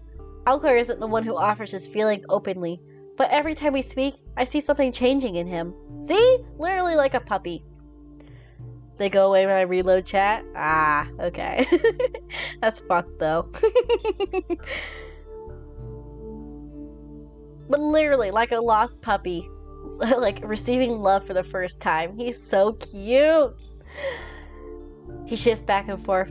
Something between apprehension and shyness? Unusual for him. Yeah, exactly. Not his usual mix of snark and indifference anyway. Almost as if he's truly struggling to how to act in this moment. I find it infuriatingly endearing. This song and dance typically has me waiting for the blunt end of his words, but his aura feels calm and elated. Yeah, he's been alone his whole life. He doesn't know how to act. He's just so cute. I want to pinch his cheeks. The way he smiles awkwardly, almost secretly for me, warms me, and I feel myself gravitating towards its course. Hi, guys! Andy and Edifix, thank you both! How are you? I hope you're all doing well. Here, let me send you guys hugs. Thank you! How is everybody? I hope you're all having an amazing day. Andy, I hope you had a great stream too. Don't mind us, we're checking out our options here. We're checking out our romance options here. But yes, hi guys, how are you? Oh, what a great time to come into. When I'm all giggly and laughing at all of this. I don't speak and neither does he. The silence between us is oddly comfortable. Instead, I look up at the stars and I feel calm. I'm good! We're good! we're having a great time here. really enjoying the dating sims here. Oh, I love this game so much. But I'm glad you guys are doing good. I know, that's exactly what we're doing. We're kissing everyone. No one can escape our kisses. It's unavoidable. Knowing that he's got my back makes me feel unstoppable. Everything is going to be okay. Cute! Now, who's next? Who's next on our list? If it'll let me go to the main menu. There we go. Ezra! It's his turn next. Let's go. Then Omen. Murder in a dating sim? I know. How surprising. We still haven't solved any murder yet. We're just, we're solving, you know. Imagine though. Alright. Romance Ezra like magic. That's what it says. Alright, let's see what it says. Though I'd rather not startle him. I find the back door to Ezra's shop open. I head inside without knocking, and I hear him standing behind me. A quiet mumble of my name as I turn the key in the lock. I check it twice. Solving my horniness first, exactly. I can't really focus if I'm being distracted, you know.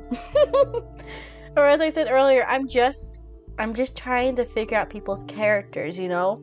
Gotta make sure they weren't involved in the murders, that's all. Really taking my investigation to its fullest.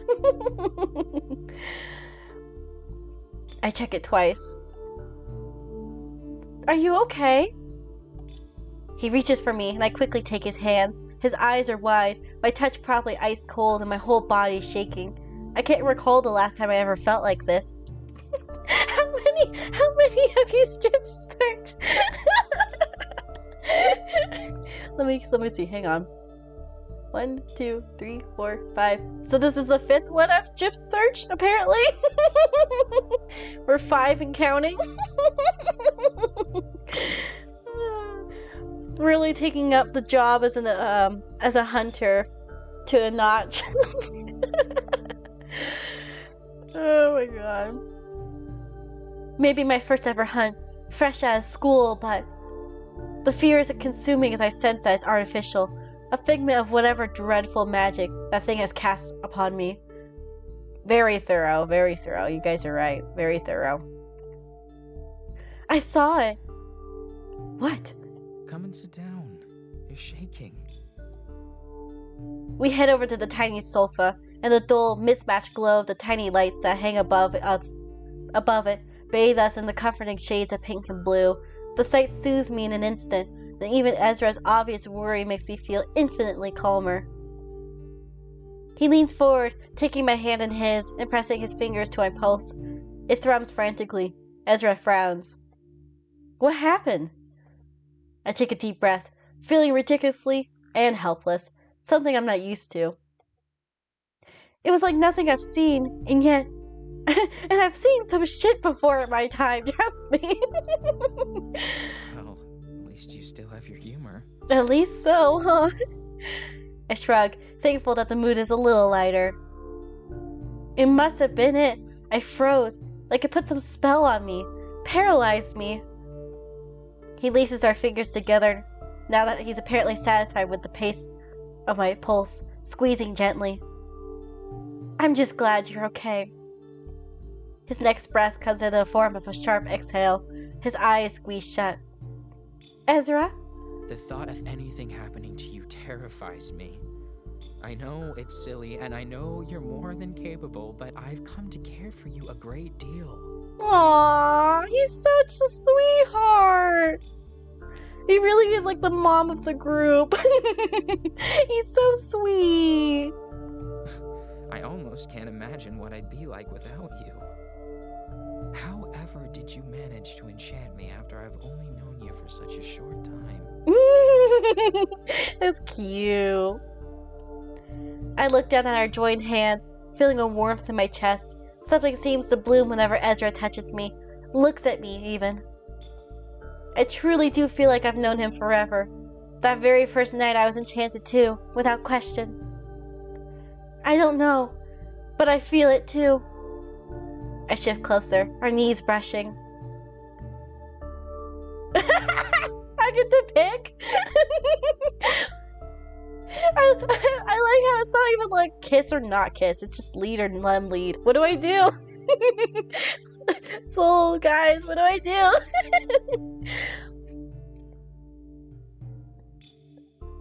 He's a switch, I can tell. I don't know what to do. Maybe... Are you feeling like a top or a bottom? Well... I think I'll pick, I'll let him lead since like, everyone else has been, like, letting me lead so far, for the most part. A change of pace, right? He runs his hands up along my forearm, my shoulder, cupping the curve of my jaw. You would let him lead? Yeah, I get you. I gratefully lean into his touch, smiling softly. You are so beautiful, Ezra. Let's go! I can think of nothing that I want more in this moment for him to press his mouth against mine in a gentle kiss, the vivid green of his eyes so bright as he fixes his gaze upon mine. His smile grows, turning into something a little sly. It's almost as if he can hear the cogs turning in my mind. The desire to act is so overwhelming. So much so that Soul tells me to hydrate because I am absolutely thirsty. Cheers, this is for you.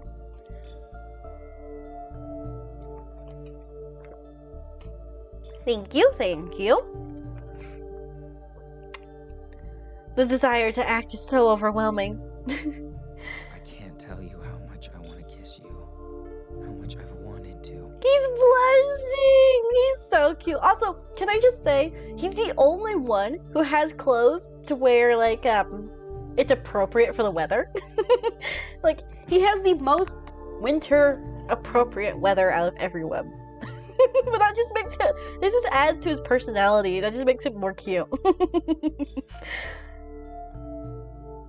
Well, what are you waiting for?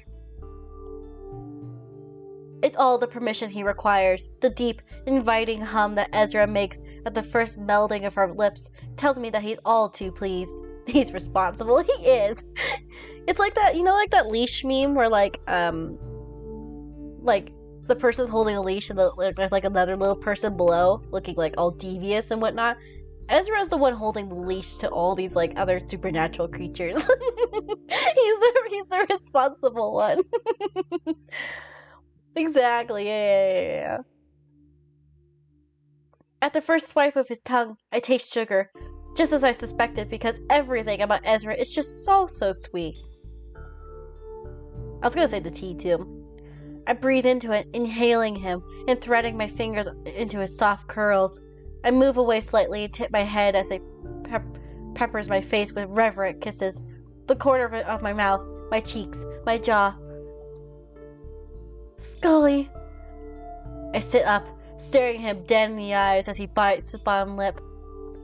Kiss me again, but don't stop. Well, since you asked so nicely. He surges forward. The second kiss is loud and a little undignified with our enthusiasm, but he laughs against my lips nonetheless. When we break apart, we settle upon the sofa together, our fingers entwined and smiles upon our faces. He's so cute. Ah, look at him! He looks so cute! He catches me staring, his smile growing wider and even more beautiful by the second. His aura is distinctly calm, as it always seems to be, but there's something new about Ezra tonight. He's just so stunning! He's pretty! A certain sureness, something that tells me he knows that everything will be okay. That we have each other. I'm so happy that you're here with me, Scully. We'll figure this thing out together. I promise you. Pinky promise? I only go with pinky promises. Ezra makes me feel like I belong, like I have a home here. His warmth, his kindness, something steady and sure amidst all of this chaos. Not only that, but just knowing that I have his support makes me feel unstoppable. I don't doubt for a second that we've got this. We will. I don't just have him, and no longer am I alone, but I have a family. Everything is gonna be okay. Cute! Aww, love him. He's just so nice. I love it. One more. We have one more. Alright, give me 1 second. I'm just gonna go on the BRB for a sec, but I will still be here. 1 second.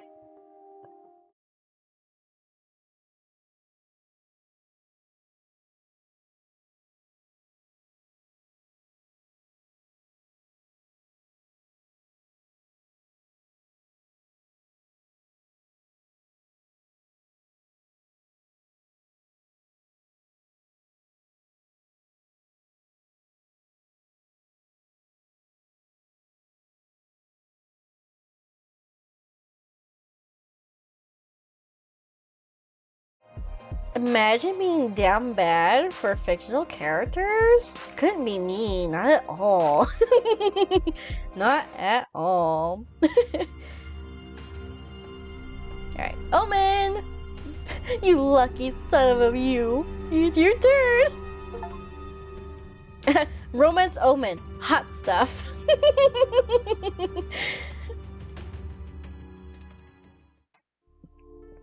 Around the corner, my feet sliding on the icy cobblestones.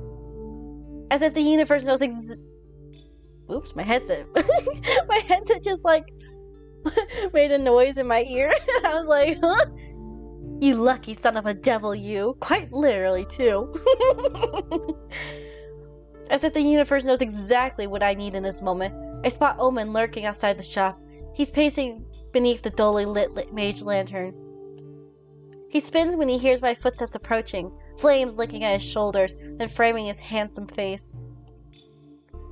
Scully, what is it? I grab his arms, and he steadies me while I catch my breath.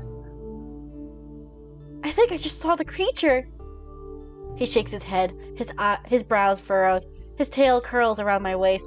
Ooh, cute. Just breathe. You're making it hard to breathe, Omen. I nod, heeding his advice and inhaling a shuddering breath. I've never felt like this before. I'm all too used to encountering all the nasty things that go bump in the night. Nothing usually phases me, not after years of this, but this, tonight was just so different. It did something to make me freeze, like I was paralyzed. Where is it now? Something flashes in his eyes, something powerful.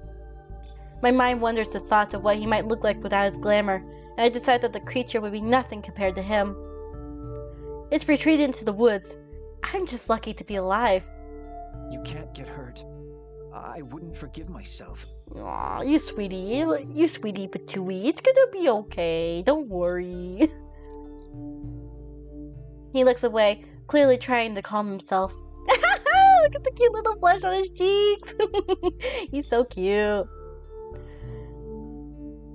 I steal my gaze and stare him down. He's been through so much today. He's revealed his truth to me, which without a doubt took guts. The fear he must have felt in that he wouldn't be accepted. I find myself inexplicably drawn to him over and over, wanting to be near him, wanting to see him smile, wanting to give him treats. Even after what I've seen tonight, all my fear melts away now that I'm in his arms. Can I kiss you? His warmth sinks right into my bones, stifling the cold bite of the Lunarian air. I should be scared of him. His strength and standing is one of that can't match many. But when he looks at me with those big brown eyes, I find it hard to see him as anything other than just a man like any other. With the tail and teeth, of course. Omen, would you mind if I kissed you? He takes a tiny step forward, looking down at our touching toes, then back at me. I'd like it if you did. Cute! I shift closer again, smiling as our nose brush. Then, I kiss him. It's something chaste and fleeting, but meaningful all the same. His lips are warm as the rest of him, soft and pliant against my own skin. His cheeks are a delightful shade of scarlet when we break apart, his eyes wide and shining in the gentle darkness. I know, right? It's a little smooch. A little smooch for a cutie patooey like himself. The smallest smile crosses his pink lips. Oh, thank you. I stare at him, still holding him firmly. The silk of his shirt is so soft beneath my fingertips. Did you just thank me for kissing you? He clears his throat, his tail swishing back and forth, then a quick, sharp nod. Yes? I purse my lips, wondering if I'll ever figure out this strange little demon. Then I think about how exciting it might be if I told. True. Well, okay then. He laughs, and his tail returns to my wrist. It coils tightly, squeezing once. Really though, thank you. You make me feel so at home. Gaon era. Is that your native tongue? I see the tip of his blackened tongue dart out briefly, as if he misconstrued my question, his eyes flashing red when he registers what I really meant. Yes, it is. I can teach you if you'd like. Aww! Yeah, you can teach me. I slowly drop my hands from his arms, placing our fingers instead. I find myself getting used to his warmth. It's like I'm standing too close to a fire when you've been freezing all day. Yes, I'd like that very much, Omen. Look at him! I never noticed that his fingertips are painted black. That's so cute. I look up at the low-hanging moon, smiling to myself. Then, I look at him. Everything will work out, won't it? Yes, I believe it will. I believe in you. Aww, who wouldn't believe in themselves after he said that? That's so sweet!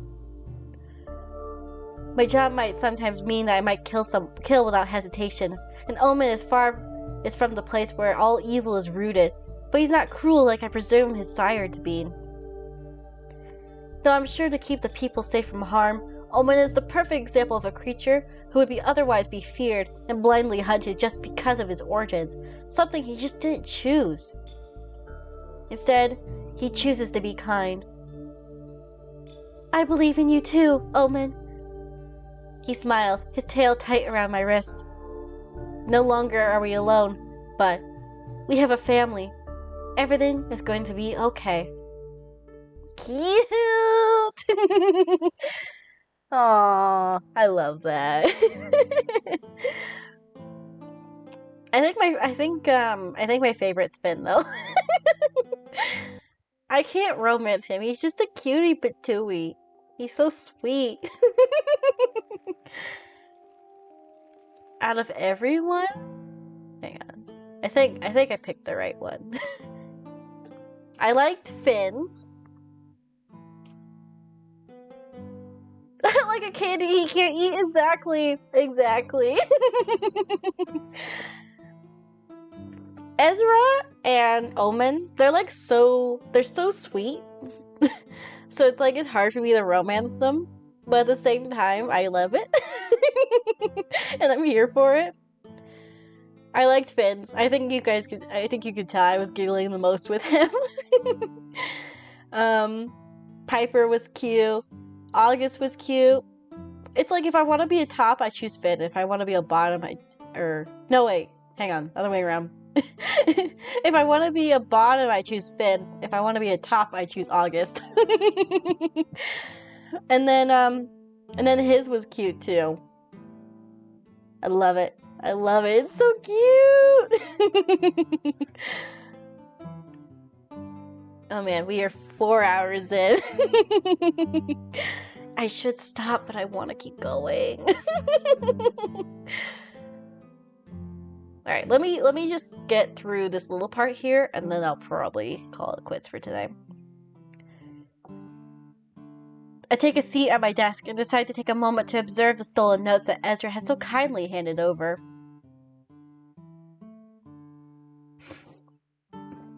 Okay, I'll try to read this. Consumed everything, damage beyond restoration, magical fire, can't reconstruct, doesn't care. Perhaps a memory spell to recall the events of death. A runestone should suffice, no good, as if the body doesn't remember the soul's essence at all. A creature that treats out of life force? It's so strange. Perform ritual on Crescent Moon. Saying a fair shot, but at this point I've exhausted my options with the corpse. She deserves a burial by now. Use an extract from the flowers and a spell to ascertain she was terrified before death, but nothing more. Can't even tell if it's a death by burning or injuries. I'm stumped. I scan them. It is jarring seeing a truly talented witch being so completely and utterly perplexed. I can practically feel his frustration rolling off the page. Oh, I just read all this. It's okay. I'm gonna skip it. Then, finally, a page Tornmary's pressed so hard within the quill. I'm stumped. The complete lack of an intact body would have certainly made his job hard, but a witch of Ezra's skill can cast many spells to determine the cause of death. But all he encountered was failed spell after failed spell. I set them aside. I have no time today to delve any deeper. Now, it's time to write my report for last night. This should be interesting. Yeah, I wonder how I'm going to report all that, huh? I check the conveniently placed clock outside of August's office door, and I take a deep breath. As I raise my fist to knock, I hear a crash. Oh no! Is he okay? I forgo knocking, pushing the door open to rush inside and check that everything is okay. I scan the room, seeing no August, but then I see a pair of feet sticking from behind the desk. Then hear a string of muttered curses in a language I don't recognize. August? Oh, it is August. Okay. They pop up. Their hair is a mess, and they have been dark bags under their eyes. Scully, is it 9 already? I nod, clocking that their clothes are wrinkled, which is odd. Very odd. Wait, did you sleep here? They let out a sharp... I wonder if this would be the same if I went with his path. They let out a quick, sharp burst of laughter that seemed suspiciously nervous. Did I fall asleep in my office? Don't be preposterous. Yeah, no, I know you did. You can't hide it from me, I know you did. I stared them down, unconvinced. August. They cover their mouth with their hand, coughing quietly. Yep. Yes, I did. I know you did. It's okay, buddy. It's okay. I had a lot on my mind. I nodded understanding, itching to tell them about my encounter, but almost not wanting to burden them with yet another thing. There was a little incident last night, in the woods. An incident, you say? Come sit. I take a deep breath and I follow them to their desk. I believe I encountered the creature. The creature, as in... The creature? Yes. Their pale skin gets tighter, or their pale skin gets lighter, somehow, and they take a deep, shuddering breath. Are you okay? And how are you okay, if so? Some of our best hunters have perished by its hand. Yeah, this totally would have been different if I picked the other path. Well, about that. I settle in the comfortable chair opposite them. My mind is reeling as I think about how the hell I'm going to explain this. Firstly, don't think I'm crazy, okay? I mean, I've already told him I hear whispers in my head, like... There's been crazier stuff happening. Okay. They don't seem convinced, but I continue regardless. Oh, I haven't told him, have I? Okay. I forgot. James has been communicating with me somehow. It's like I can hear him, feel him, as if he's right beside me. The expression remains neutral, that perfectly arched brow raised high. I assume that their silence means they wish for me to continue. It's happened to me a few times, the most recent being last night. I'm pretty sure he's the reason I'm sitting here right now. He snapped me out of whatever thrall that thing had me under. They process what I just said with unreadable expression, and I wait with bated breath, unable to get a read on their aura. Are they going to laugh in my face? Tell me I'm insane? I see. Well, I'm glad that he decided to help you. To think what might have become of you if he had not, I'd rather not imagine. I paused, my mouth agape. I'm perplexed. Not even a flinch? You seem rather calm. I expected They raised their hand. A lot of things that happen in our world are out of the ordinary, and we can't possibly explain every unusual occurrence. Well, I appreciate you being so understanding, August. I need that after what happened last night. Ghosts are certainly not the strangest thing we deal with. There have been many recorded cases of people claiming they've been contacted by the dead. And I'm adding on to that list. If Hunter Lane has somehow managed to communicate with you, then so be it. We can question it and attempt to understand it if you wish, but I consider that statement. Deciding yet another thing to add to the list that would be a hindrance to us all. Sorry, I just stuttered all over that. I consider that statement. Deciding yet another thing to add to the list would be a hindrance to us all. That won't be necessary. You felt fine during all this? Nothing ails you when you experience this connection? That's a lie. Yeah, I don't feel good when it happens. I grimace, and August notices. You do well to tell me, Hunter. I've been getting headaches, pretty intense ones. There's a lingering ache in my temple almost constantly, and it flares up whenever he's near. They press their fingers to their lips, looking at me thoughtfully. Then, they rise from their chair, walking to stand over me, wiggling their fingers in my direction. May I? Go ahead? What are you gonna do to me? If you don't mind. I nod, trusting them to do whatever they have to do. Just close your eyes. It won't hurt. I oblige, and I feel a distinct cackle in the air. The smell of ozone thick in my nostrils. The hairs on my back of my neck and my arms stand, and I dare to peek at my enforcer. What them fingers do? I want to know. Or, what else can I do? Wink wonk. Exactly. Their eyes are closed too, their hands hovering carefully above my head and glowing a vibrant aquamarine. Closed? Okay, I'll keep them closed. With a quiet grumble, I heed their instruction. A moment later, I hear them huff. You're fine. No damage detected. I open my eyes, watching them sit back against the desk. Thank you, August. I should imagine it's rather unnerving having this happen, though. I do hope he's at least polite. Oh well, minus the headache, he's not too bad. I'm sure there's been worse. He was a fine hunter, and a valued friend of many, including myself. He's missed terribly, even more of a reason for us to bring this thing to the ground. I silently pondered the implications if the Forcers are involved with this, to think what it would do to Harry if the very agency he runs ended up being responsible for his husband's death. Speak of the devil! A loud knock interrupts my train of thought, and August throws me a look. They seem suddenly uncharacteristically nervous. I tilt my head in question. It's time I made amends. Is it Piper? Yee! Let's go! Come in! Yeah! Let's go. I need to see this apology. The atmosphere immediately grows tense, both of them making a point to look at me and not at each other.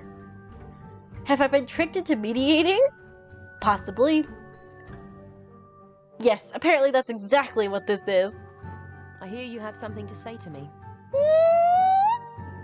I let out a breath. I didn't realize I'd been holding, thanking the stars that Piper is choosing to break the ice somewhat civilly. August clears their throat, rubbing their forefinger and thumb together. Seeing them unnerved is alarming. Yes, well, I wanted to apologize, formally. I love seeing this. And for the first time. Yes, Piper, for the first time. If I could go back and change how I reacted, I would do it in a heartbeat. You didn't deserve any of this. And I'm sorry. Aww, that's sweet. Good. I'm glad they finally apologized. She looks angry, but also a little defeated. I imagine this isn't easy for her. It wouldn't be if I were in her shoes. You really hurt me, August. It will take time for us to get back to where we were. But it's a start, right? But Scully told me you really do wish to make amends and that you're on our side in all of this, so I accept your apology. Aww. Good pet. I mean, enforcer. Good little pet. Take however long that you need. Whatever I can do to make it easier, I shall. To prove to you that I mean it. Aww, he's so sweet. I'm glad we got him to change. That's good. Good little pet. Piper quirks a single brow, a smile creeping onto her lips.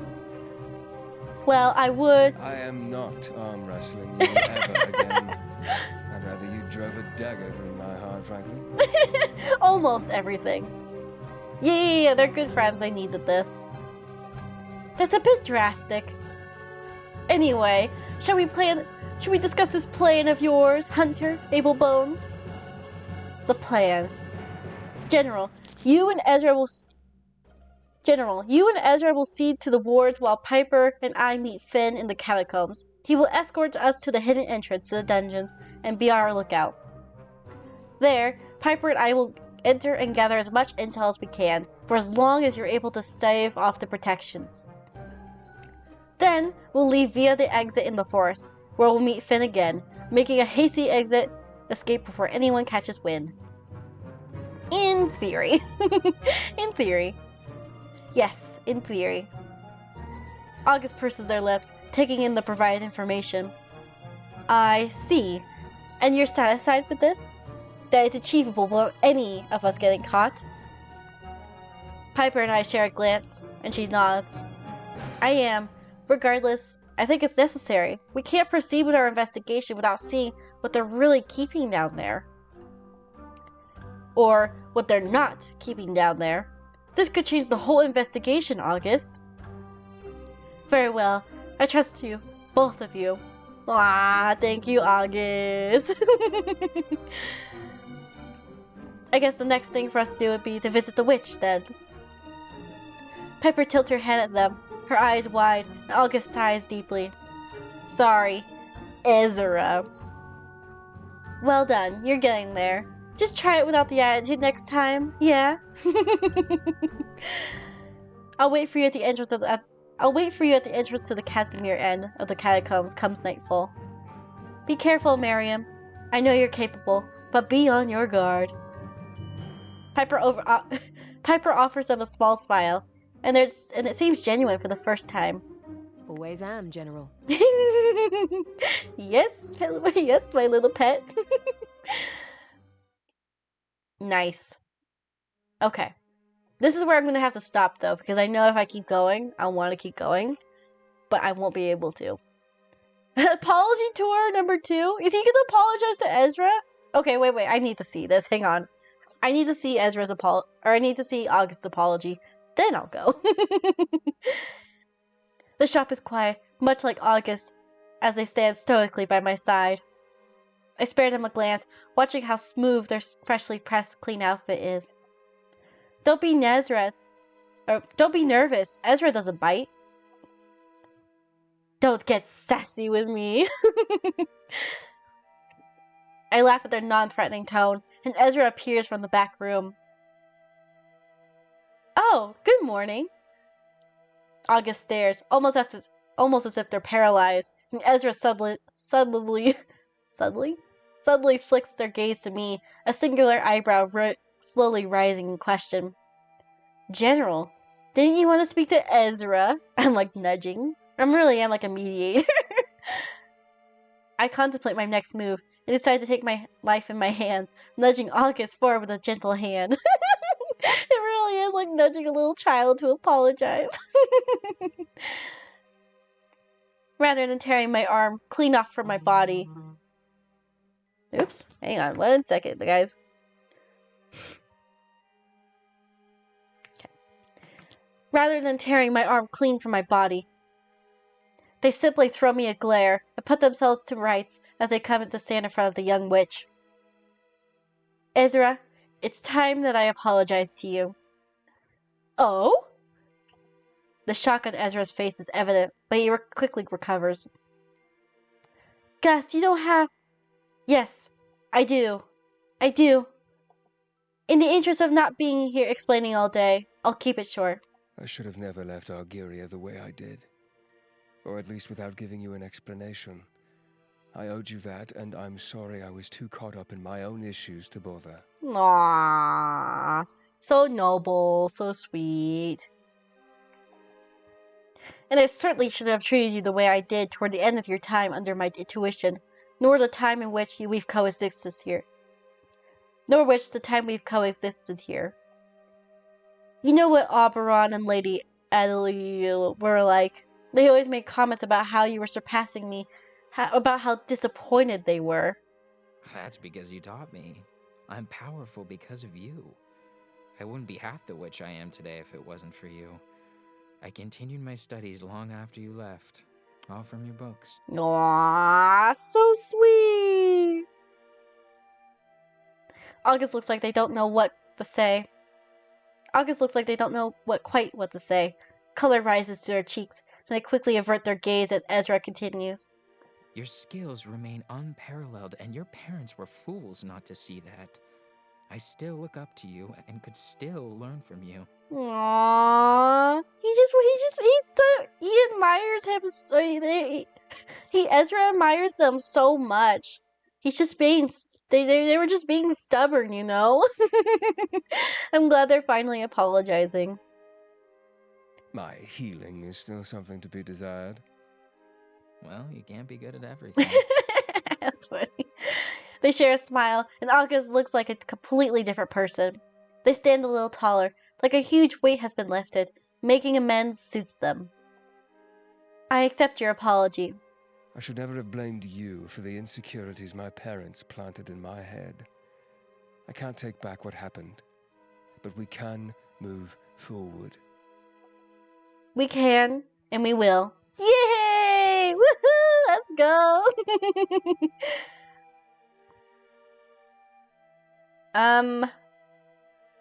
Okay. I did want to see that, but I'm gonna save right here. Thank you so much, guys, for sticking around. I appreciate it. Thank you to Andy and Edifix for the raid.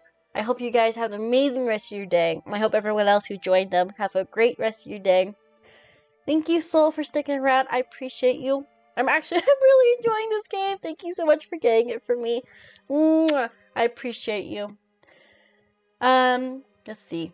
Thank you to Greeks for the follow. I appreciate you. And thank you for Stag for the gift sub earlier. I appreciate you. Thank you, guys. I hope you have an amazing rest of your day.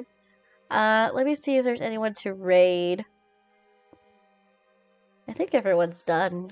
I'm not sure. Yeah, I don't have anyone. Other than the marine mammal rescue, so I guess we'll raid them. Just bad timing.